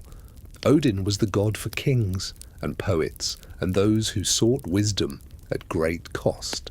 Thor was the god for everyone else, for farmers, for fishermen, for the people who just needed the winter to end and the grain to grow, and the sea not to swallow their boats. The most popular story about Thor is probably the one where Mjolnir was stolen. A giant named Thrym stole the hammer. He buried it 8 leagues underground and said he'd give it back in exchange for the goddess Freyja as his wife. Freyja said no, with emphasis. The gods had a problem. Without Mjolnir, they couldn't protect Asgard from the giants. They needed the hammer back. Loki had an idea. Thor would dress as Freyja. He would wear the bridal veil, the wedding dress, the bridal necklace. He would go to Jotunheim as the bride. Loki would go as the handmaid. They would get the hammer and leave. Thor's reaction to this plan is not recorded in the original poem, the Thrymskvida, but it can be inferred from Loki's response to his objections, which was essentially, Do you want the hammer back or not? Thor put on the dress. The wedding feast in Jotunheim that follows is one of the funniest passages in the entire Eddic literature. Thor ate an entire ox, ate salmon, and all the dainties meant for the women, washed down with 3 barrels of mead. Thrym was a little puzzled by this. Loki explained that Freya had been so excited about the wedding that she hadn't eaten in 8 days. Thrym leaned over to kiss the bride and looked under the veil and recoiled. Those eyes, they were burning like fire. Loki explained that Freya hadn't slept in 8 days either, too excited. When the hammer was brought out, as was tradition to consecrate the marriage, Thor grabbed it, threw off the veil, and killed everyone at the wedding. The end. The story is told straight. Nobody in the mythology seems to think it strange that Thor killed an entire wedding party. That's just what happened. You stole the hammer, you paid the price. What the story does tell you is something about the Norse view of gender and ritual. The bridal costume wasn't just funny clothing, it was a ritual transformation. By wearing the veil and the dress, Thor was enacting the role of bride, a role with specific sacred significance in Norse marriage ritual. He was not merely disguised, he was performing a sacred function in a profane context. The humour comes from the mismatch between the sacred feminine role and the person performing it, a man so large that the dress was probably straining at every seam, eating 3 barrels of mead and an entire ox before the ceremony even started. But the ritual worked. The hammer was placed in the bride's lap as part of the wedding consecration, and the hammer's power transferred to whoever held it. Thor was very good at the ritual parts, it turns out, even when he was wearing a wedding dress. Speaking of the goddess who refused to be the bride of a giant, Freya is the most powerful goddess in Norse mythology, and she is significantly more complex than the popular accounts suggest. She is usually described as the goddess of love and beauty, which is accurate but wildly incomplete, like describing a surgeon as someone who's good with knives. Freya was the goddess of love, yes, also beauty, also fertility, also war, also death, also magic, also gold, also cats. She had a cloak of falcon feathers that allowed the wearer to transform into a falcon and fly between worlds. She owned a necklace called Brisingamen, which was so beautiful and powerful that she spent 4 nights with 4 dwarves to obtain it, which offended Odin greatly, which she did not care about at all. She drove a chariot pulled by 2 cats, large cats. The sources say they were actually large enough to ride, which suggests they were something closer to wild cats or small lions than domestic cats. Norse nobles kept cats for practical reasons. Ships, granaries, farmsteads were plagued by mice and rats, and cats were invaluable. Freya, the highest of the goddesses, had the best cats. She was the leader of the Valkyries. This is often forgotten. The Valkyries, those iconic battle maidens who chose who lived and who died on the battlefield, operated under Freya's authority, and the division of the honoured dead was split between her and Odin. Half of those who died bravely in battle went to Odin in Valhalla. The other half went to Freya in her hall, Folkvanga, the field of the people. This is a detail that gets overlooked in most popular accounts. Freya had a hall full of honoured warriors. She wasn't just a goddess of love and beauty weeping over her wandering husband. She was receiving half the dead heroes of every battle that was ever fought. Her husband was Odin, whose name looks suspiciously like a shortened form of Odin, and whose scholars have long suspected might be the same being under a different name. Odin was never at home. He wandered constantly. Freya wept golden tears for him, literally golden, because her tears turned to gold when they touched the ground, and searched for him across all 9 worlds. She cried a lot. She also ran the other half of a Valkyrie operation, and presided over a hall of warriors, and possessed the most powerful magic in existence. Both of these things were true at once. The magic she possessed was Seidr, the shamanic magic we discussed earlier. Freya was its original practitioner. She taught it to Odin. She was, in this sense, the source of the All-Father's most mysterious power.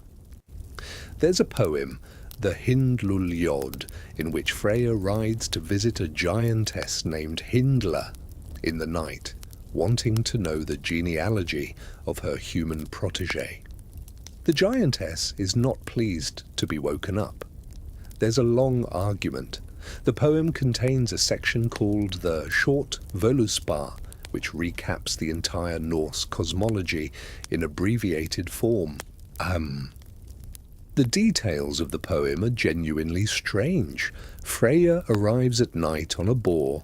The boar's name is Hildisvíni, battle swine, and there's a strong suggestion in the poem that battle swine is actually Freya's human protégé in magical disguise, which the giantess notices and Freya denies unconvincingly. Magic, transformation, genealogy, night rides on giant boars. This is not a goddess of love in the Valentine's Day sense. This is a being of enormous, terrifying power, who kept cats, wept golden tears, and also personally received half of all warriors who ever died in battle. She deserves more attention than she gets. The Viking Age lasted roughly from 793 CE, the raid on Lindisfarne, to about 1066 CE, the year the Norse king Harald Hardrada was defeated at the Battle of Stamford Bridge in England. That's roughly 270 years. In those 270 years, the Norse went everywhere. They went west, obviously. England, Ireland, Scotland, the islands of the North Atlantic, the Faroes, Iceland, Greenland, North America. In England, they didn't just raid, they settled. By the mid-800s, the Norse controlled about half of England, a region called the Danelaw. The cities of York, Lincoln and Dublin were essentially Norse cities. They went south. They raided the Frankish coast, France, Belgium, the Netherlands. They sailed into the Mediterranean. They attacked Spain. They attacked Morocco. They sailed through the Strait of Gibraltar and raided the Italian coast. A Norse fleet appeared near Alexandria in Egypt. This is not where you expect Viking ships. They went east. This is the part that most people don't know, and it's extraordinary. The Norse, specifically the Varangians, as the Eastern Norse were known, travelled the great river systems of what is now Russia and Ukraine. They followed the Volga and the Dnieper rivers south toward the Black Sea and the Caspian Sea. They traded with the Byzantine Empire. Constantinople, the greatest city in the Christian world, regularly employed Norse warriors in its imperial bodyguard, the Varangian Guard. They traded with the Abbasid Caliphate. They reached Baghdad. Arabic silver flooded back north along those river routes. The largest hoards of Arabic silver coins found in Scandinavia are staggering. Tens of thousands of coins buried as wealth, dug up by archaeologists as evidence of a trade network that stretched from Scandinavia to Baghdad in the 9th and 10th centuries. They also, along those eastern routes, founded cities Novgorod, Kiev. These are Norse foundations. The very word Russia probably derives from Rus, which is what the Norse were called in that region. The origins are debated, but the trading settlements along those rivers were Scandinavian in character and leadership for generations. The Norse who ended up in Normandy, the Northmen's land, converted to Christianity, adopted French as their language and became the Normans, and the Normans in 1066 invaded England. So the same people who'd been raiding England for 250 years eventually conquered it, just in a different form, speaking a different language, going by a different name. And one of those Normans, Robert Guiscard, went south instead of north, conquered Sicily and southern Italy, set up a kingdom in the heart of the Mediterranean, and his descendants were kings of Jerusalem during the Crusades. The Norse family tree, if you followed it forward, spreads across the entire medieval world. And then there's Byzantium. The Varangian Guard deserves its own moment. These were Norse mercenaries, some of the most feared warriors in the medieval world, who served as the personal bodyguard of the Byzantine emperor. They were enormous. They fought with two-handed axes. They drank spectacular amounts of wine, and they were terrifyingly effective. Several Norse princes and notables passed through the Varangian Guard. Harald Hardrada, the same Harold who died at Stamford Bridge in 1066, served in the Varangian Guard for years before going north to become King of Norway. He fought in Asia Minor, he fought in Sicily, he fought in Bulgaria. He walked the streets of Constantinople. He saw the greatest city in the world. And then he went back to Norway, became king, and died in England at 51, killed by an arrow at Stamford Bridge 3 days before the Norman conquest changed the political landscape of Europe forever. The Norse were, in the full sweep of their 270 years, genuinely one of the most geographically expansive peoples of the medieval world. Not in the sense of building an empire. They didn't maintain the territories they took, mostly. Not in the sense of a unified political project, they never had one, but in the sense of individual human beings getting in boats and going somewhere over and over for 2.5 centuries, until they'd been virtually everywhere that boats could reach, and carved their names in runes in the places they visited. There are runic inscriptions carved into the marble balustrade of the Hagia Sophia in Istanbul, the great Byzantine church, now a mosque, one of the most important buildings in the history of human civilization. Someone's name. Someone sat in the Hagia Sophia, watching something happen, a religious ceremony, an imperial event, and pulled out a knife and carved their name into the marble. Halfdan was here. That's what it says, roughly. Halfdan carved these runes. A Viking tourist, in the most magnificent building in the world, carving his name like someone writing on a bathroom wall. Halfdan was here. After everything, after the cosmology and the magic and the runes and the ships and the gods and the end of the world and the golden game pieces in the grass. A kid with a knife and a name. I find this more moving than almost anything else in this entire story.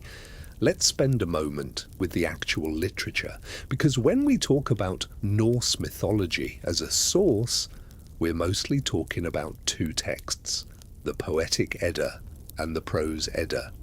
And it's worth knowing what these actually are, because their survival is its own kind of miracle. The Poetic Edda survives primarily in a single manuscript called the Codex Regius, the King's Book. It was written in Iceland around 1270 CE. It's a vellum manuscript, meaning it was written on prepared animal skin. It contains 29 poems. For a long time, it was the private property of an Icelandic bishop who gave it to the King of Denmark in 1669 as a gift. It was one book. For centuries, this was essentially the only full copy of the Poetic Edda. If the Codex Regius had burned in a library fire at any point in its history, we would know almost nothing about Norse mythology as poetry. The detailed stories of the gods would exist only in Snorri's prose Edda, and the scattered references in other sagas. The Codex Regius did not burn. It survived. It sits in the Árni Magnússon Institute in Reykjavik, Iceland, where you can see it. The poems themselves are extraordinary. The Völuspá, the first and most famous, opens with the seeress demanding silence. Silence all, she says, essentially. I'm going to tell you the beginning and end of everything. And then she does. In 66 stanzas she covers the creation of the world, the making of humans, the golden age of the gods, the descent into war and betrayal, the death of Balder, the binding of Loki, Ragnarök, and the rebirth. 66 stanzas, the entire cosmology. In a poem you can read in 20 minutes. The compression is remarkable. The images are dense and elusive. The Norse poetic tradition loved kennings, those compound metaphors we mentioned in relation to Odin, and the Eddic poems are full of them. The sea is the whale road or the seal bath. A warrior is a feeder of ravens, meaning he kills enough people that the ravens who follow armies can eat well. Gold is the fire of the sea, or Freya's tears. The sun is the glory wheel. Every kenning is a tiny poem inside the poem. You have to know the mythology to decode them, which means the poems were written for an audience that already knew the stories. They weren't introductions, they were references. The way a film might quote an earlier film with the assumption that the audience will recognize it. The Havamal, the sayings of the High One, is Odin speaking directly. It's a wisdom poem, a collection of practical advice and philosophical reflection attributed to Odin himself. Parts of it are genuinely earthy and practical. Don't overstay your welcome at a feast, because the welcome wears thin. Don't trust a woman's love completely, because women are changeable. Help a friend in need. Give gifts, because the relationship of gift-giving binds people together. Parts of it are stranger. The catalogue of things Odin knows how to do, the magical charms, the description of his hanging on Yggdrasil. The Havamal is one of the most read texts in the Viking revival of the 19th century, when romantic nationalism in Scandinavia turned to the old texts as a source of cultural identity.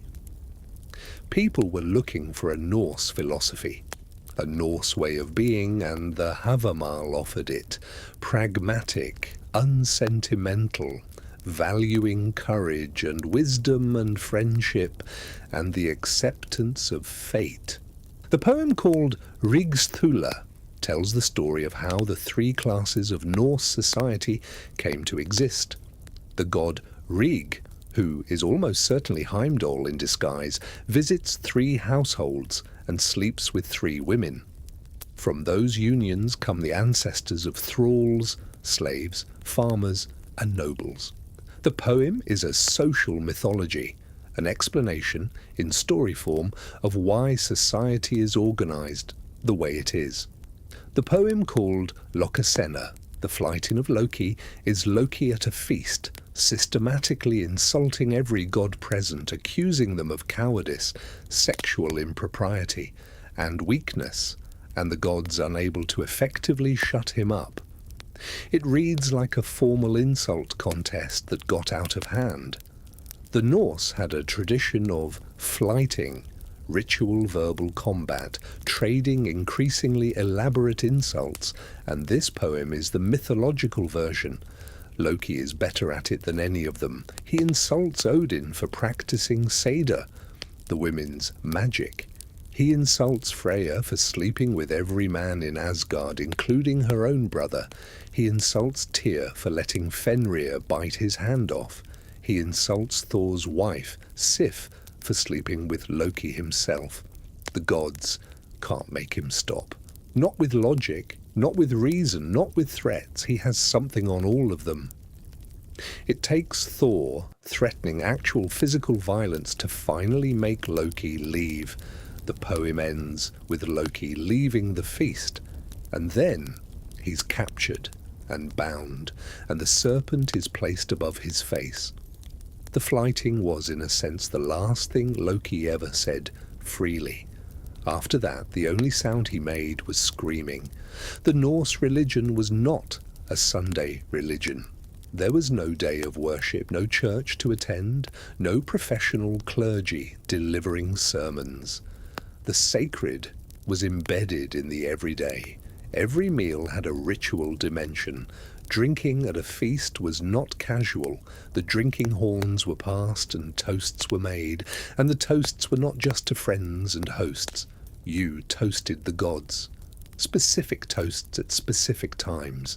A toast to Odin for victory. A toast to Njörður and Freya for a good harvest and for peace.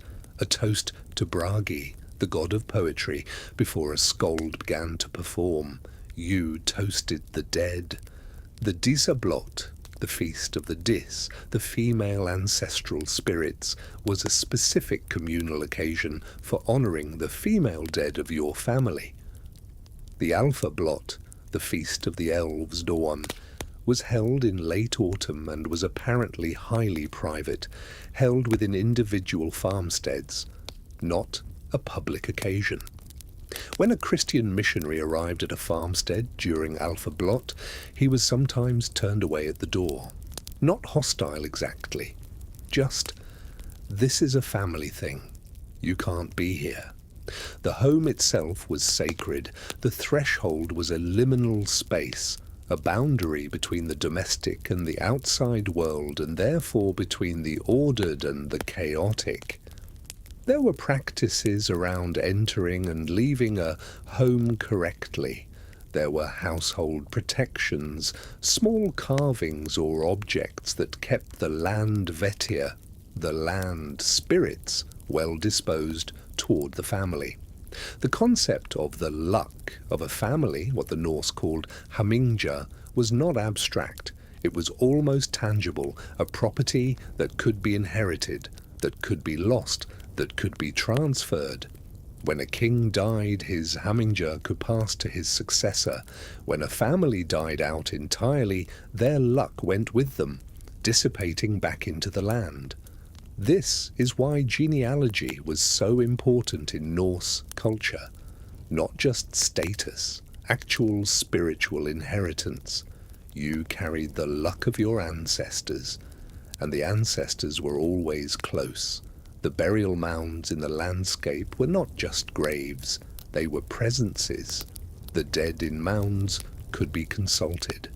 There are saga accounts of people sleeping on the graves of ancestors to receive wisdom in dreams. The practice had a name, utiseta, sitting out. You sat on the grave in the dark and waited. You could also, if you knew the right methods, wake the dead directly. This was dangerous. The dead were not always pleased to be woken, but the knowledge they possessed was sometimes worth the risk. The threshold between living and dead in Norse belief was permeable in a way that modern Western thought doesn't really have a framework for.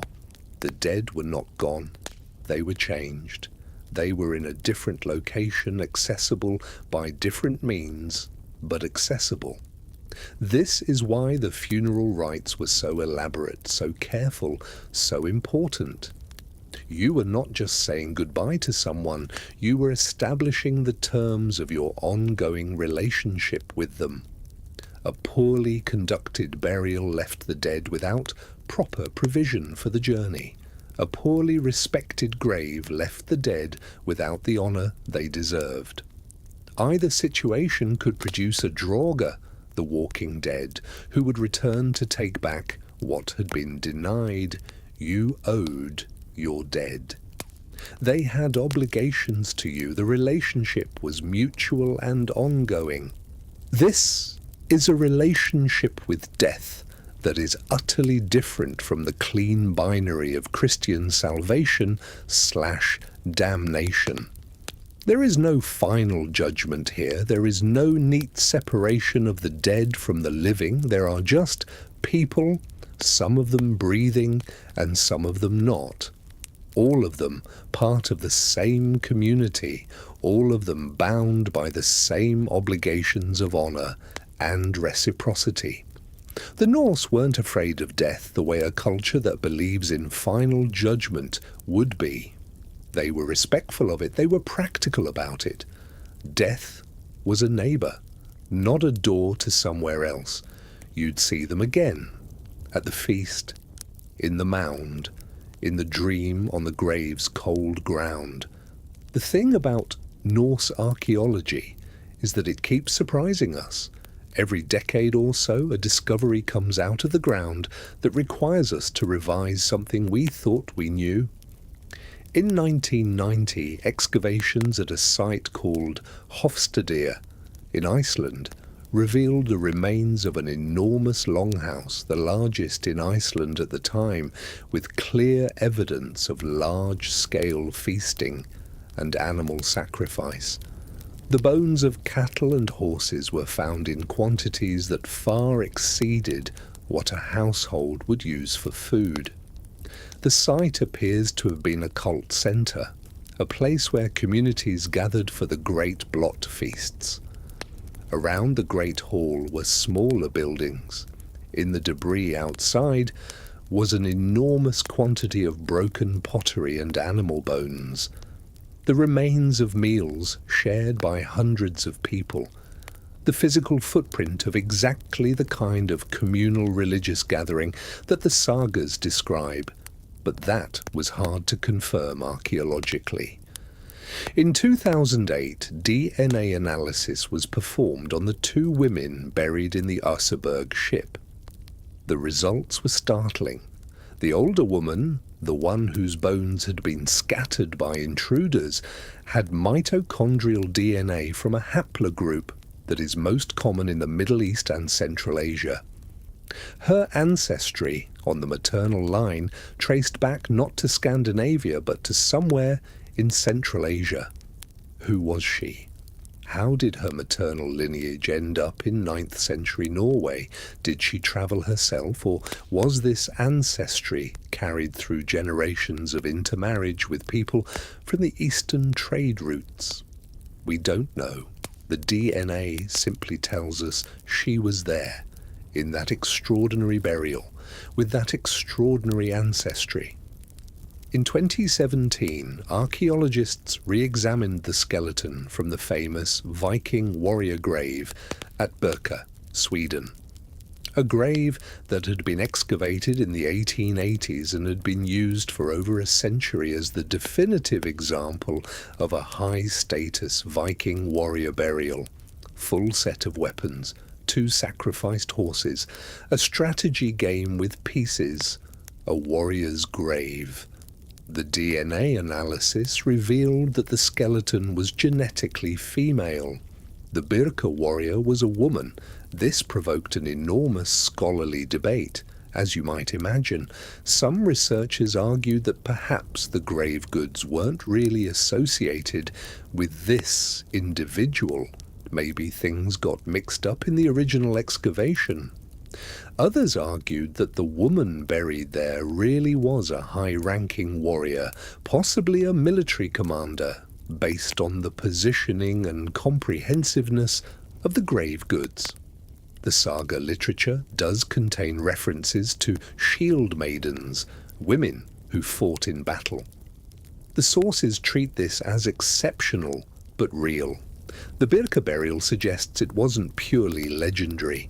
In 2020, a team of archaeologists using LiDAR, laser scanning technology that can see through ground cover to reveal the landscape beneath, discovered an entire Viking Age site in Scandinavia that had been hidden for over 1,000 years. Not a single building, an entire complex of structures, roads and burial mounds invisible to the naked eye, revealed by the laser mapping. Every year, the ground gives back something new.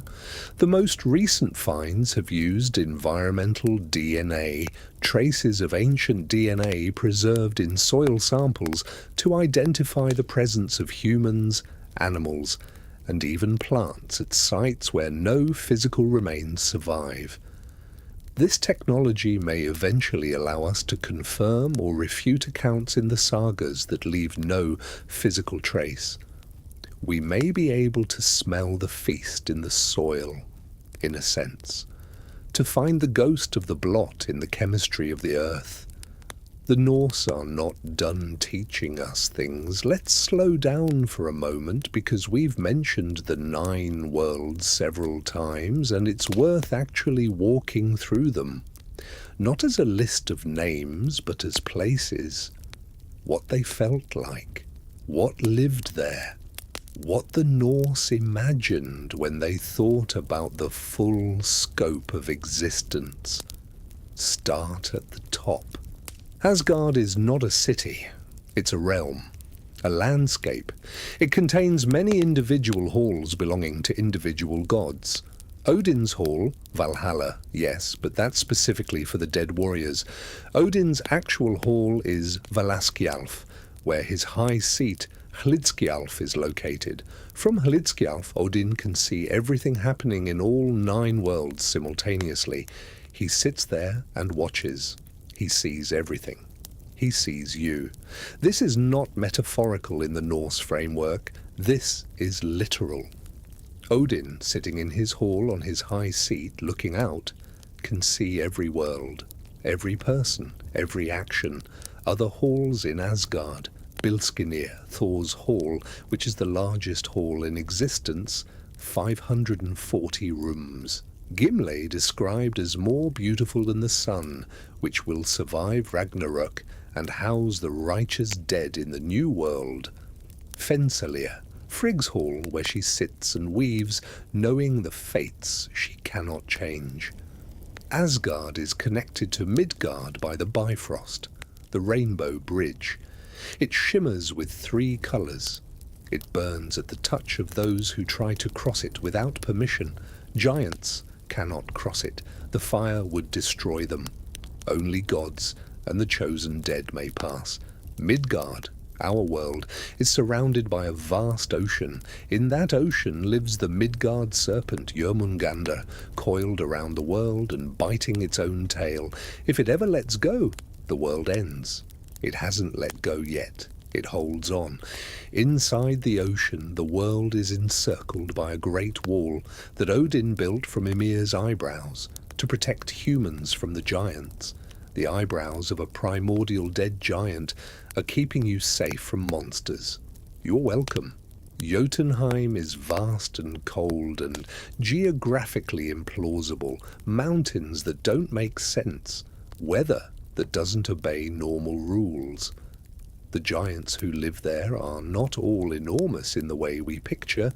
Some of them appear human-sized. Some are monstrous. Some are ancient and strange in ways that don't reduce to simple size. Some of them are wiser than the gods. Mimir's well is in Jotunheim. Odin went there. He paid the price. He drank the wisdom and left his eye and walked home one-eyed through a landscape of mountains made of something other than ordinary stone. Niflheim is primordial cold, pre-creation cold, the cold that existed before the world was made. It is where Hvergelmir, the great spring, bubbles up and sends rivers out into the cosmos. 11 rivers, called the Elivagar, flowed from Vergelmir at the beginning of time, and as they flowed away from the spring, they froze, and the frozen rivers piled up in the void, and eventually they met the fire from Muspelheim, and from that meeting, cold and fire, ice and flame, the first being was formed, Ymir, the primordial giant, the ancestor of all giants, also the raw material for the world. Odin and his brothers killed Ymir and made the earth from his flesh, the sea from his blood, the mountains from his bones, the sky from his skull, the clouds from his brains. All of creation is a dead giant. The trees are made from a dead giant's flesh. The clouds over your head right now are his brains. You are lying in a bed made of a dead giant's matter, in a house made of a dead giant's matter, on a planet made of a dead giant's matter, breathing air enclosed by a sky made of a dead giant's skull. The Norse were not subtle. Muspelheim is fire, pure fire, ancient fire, the fire that balanced the primordial ice. Surtur, the fire giant, sits at the edge of Muspelheim with a flaming sword. He has been sitting there since before creation. At Ragnarök he will ride out and burn everything. The sun, the moon, the earth, the sky, all of it will burn. He's very patient. Helheim is grey, not dark, just grey. Colourless, cold but not Niflheim cold, the cold of absence, the cold of a room where someone used to live. The rivers that flow into Helheim mark the boundary between life and death. The bridge over Gjöll is called Gjallabru, thatched with gold. It's guarded by a woman named Modguda, who asks every shade who crosses what they want and whether they have permission. You need permission to enter Helheim. You need permission to leave it too, which is why Hermodr's mission to retrieve Balder required negotiation rather than force. Hel herself sits in a hall called Eljudnir. Her dish is called hunger. Her knife is called famine. Her bed is called sickbed. Her bed curtains are called glimmering misfortune. She named her furniture. She named her furniture after suffering. This is not a monster. This is someone who has fully committed to the aesthetic of her domain. You go to Hel's realm. You sit at a table called hunger. You lie in sickbed under curtains called glimmering misfortune. And you wait. It's grim. It's not evil. It's just what it is. Svartalfheim, the home of the dwarves, is underground. The dwarves were made in the mythology from the maggots that formed in Ymir's dead flesh. The Allfather and his brothers gave them shape and intelligence, and the ability to craft. They live underground, and they work.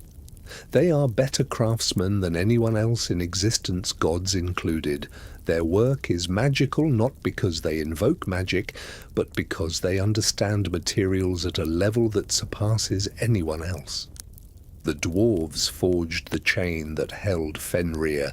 They forged Thor's hammer. They forged Odin's spear.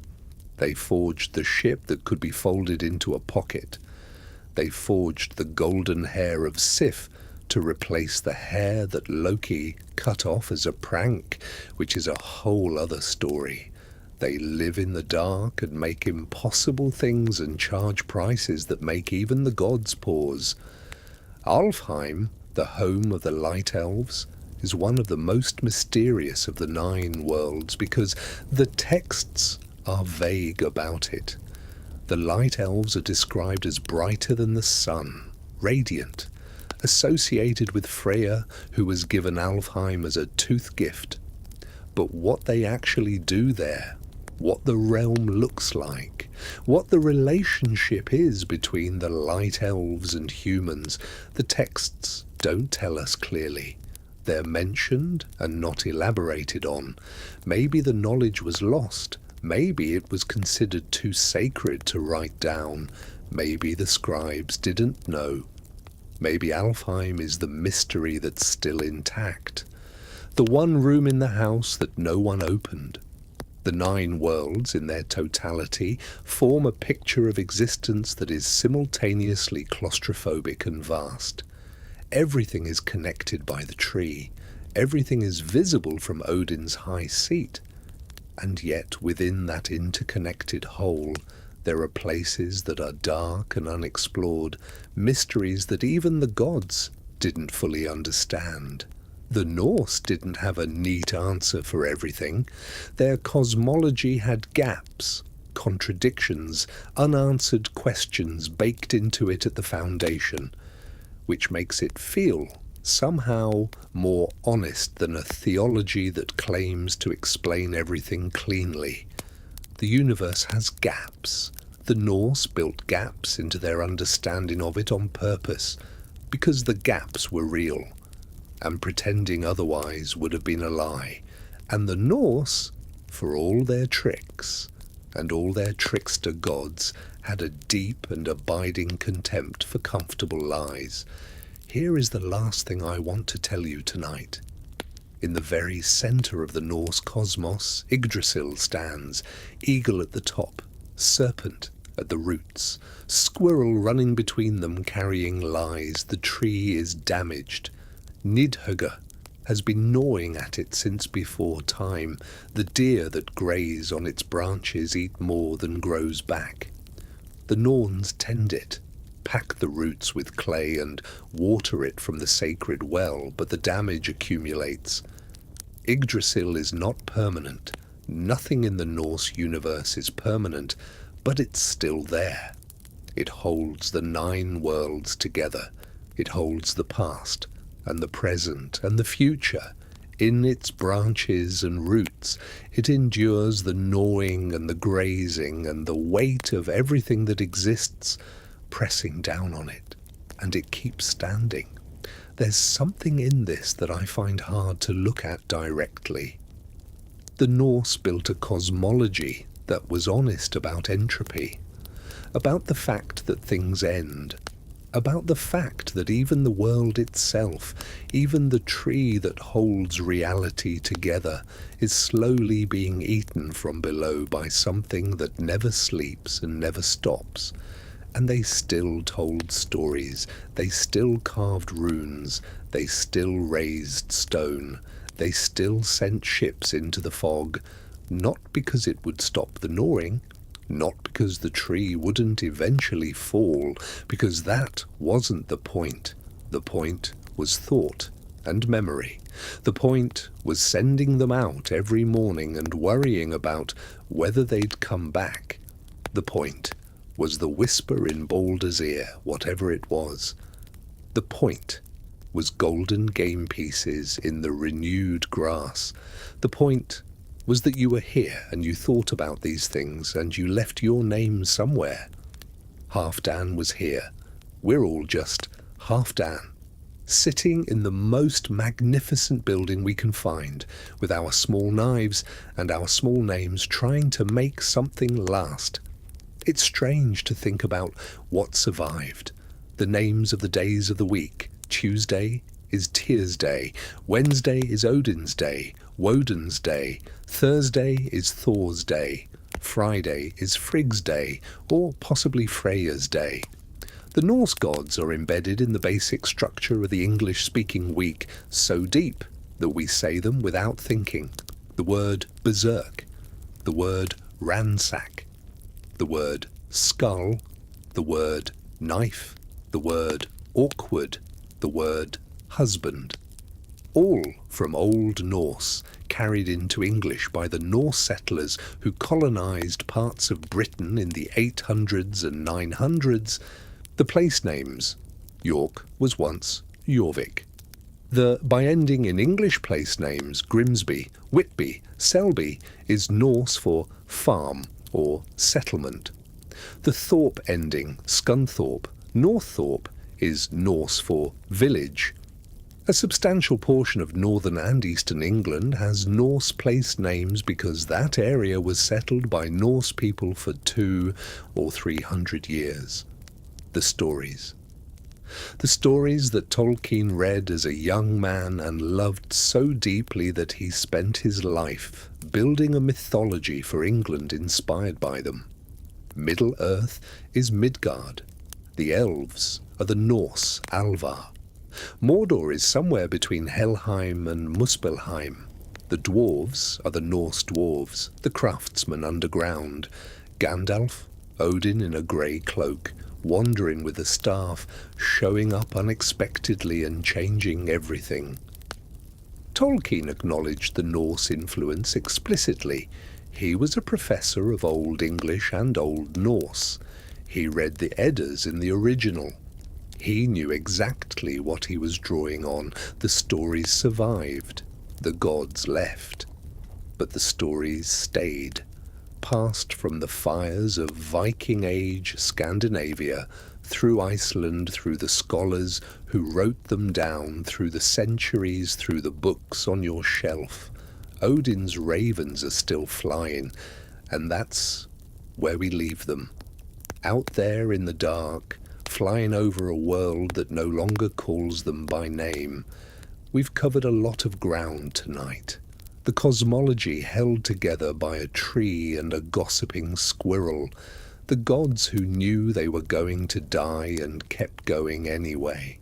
The runes that were always more than letters. The graves so rich they tell us more than a library. The ships that crossed an ocean 500 years before anyone in Europe was supposed to know there was an ocean worth crossing. The whisper we'll never hear. The Volva's trance, the songs that carried her, the worlds she travelled that we can't follow. The world that ended and then rose again, green and new, with golden game pieces in the grass. These people built something. Not a monument, not an empire, something harder to see and harder to destroy. A way of looking at a difficult world without flinching. A way of saying, yes, everything ends, and you keep going, and you sail into the fog, and you carve your runes into stone in places no one will find for 1,000 years, because you were here, because you thought about these things, because thought and memory flew out this morning and haven't come back yet, and you're waiting for them, a little worried, the way you always are. That's all for tonight. If you're still listening, good morning actually. You made it. Seriously. We covered a lot of ground, the world tree and the squirrel who is slowly ending everything, the one-eyed god with the talking severed head consultant, the trickster who attended his own son's funeral as a disguised old woman and then spent several thousand years in a cave with a snake dripping venom into his eyes for it, the warrior bride who destroyed an entire wedding, the female seers who travelled the 9 worlds in a cat-skin cloak, the ships that crossed an ocean nobody in Europe knew existed, the graves that keep telling us things we weren't expecting, the whisper we'll never hear. The thing about the Norse, the thing I keep coming back to, is that they looked at a universe that was genuinely terrifying, cold, vast, indifferent, running toward its own destruction at the rate of 1 gossiping squirrel per millennium. And they decided the correct response was to be interesting while it lasted. Sail somewhere nobody's been, carve your name in the marble of the greatest building in the world, build a ship so well it bends with the waves instead of breaking, make a hammer that always comes back, sit on a dead ancestor's grave in the dark and listen for advice, weave the future and know you can't change it and keep going anyway. They were not comfortable people. They were not a comfortable culture. The Norse believed that the universe would end, and they would probably die in the fighting, and the snake would still be gnawing at the root long after the last hall went dark, and they raised those stones anyway, and they carved those runes, and they sang those poems around those fires, and some monk in Iceland 700 years later wrote them down on a piece of stretched animal skin because they were too beautiful to lose. And here we are, you, wherever you are, in your bed, in the dark, with the fan on, and me reading you this story about people who built their theology around the idea that the world was going to end, and the only dignified thing to do was be brave about it. The fan is on, the lights are down. Somewhere very far north it is always winter for 6 months, and you just have to get through it. The Norse got through it. You'll get through yours. If you'd like more nights like this, there are plenty more mysteries where these came from. Babylon is right there. Ancient Sumer. Egypt. New Mexico, if you want something closer to home. Each one of them has the same structure underneath. People doing their best in a confusing world, leaving traces for whoever came later. We're whoever came later. Hit subscribe so YouTube tells you when the next one drops. Ring the bell if you want. YouTube claims the notifications will work, and I have no reason to doubt them on this. And if this one sent you to sleep, which was always the whole plan, we'll catch up next time. Dim the lights, turn on the fan. Eyes of Earth will be here when you wake up. Good night.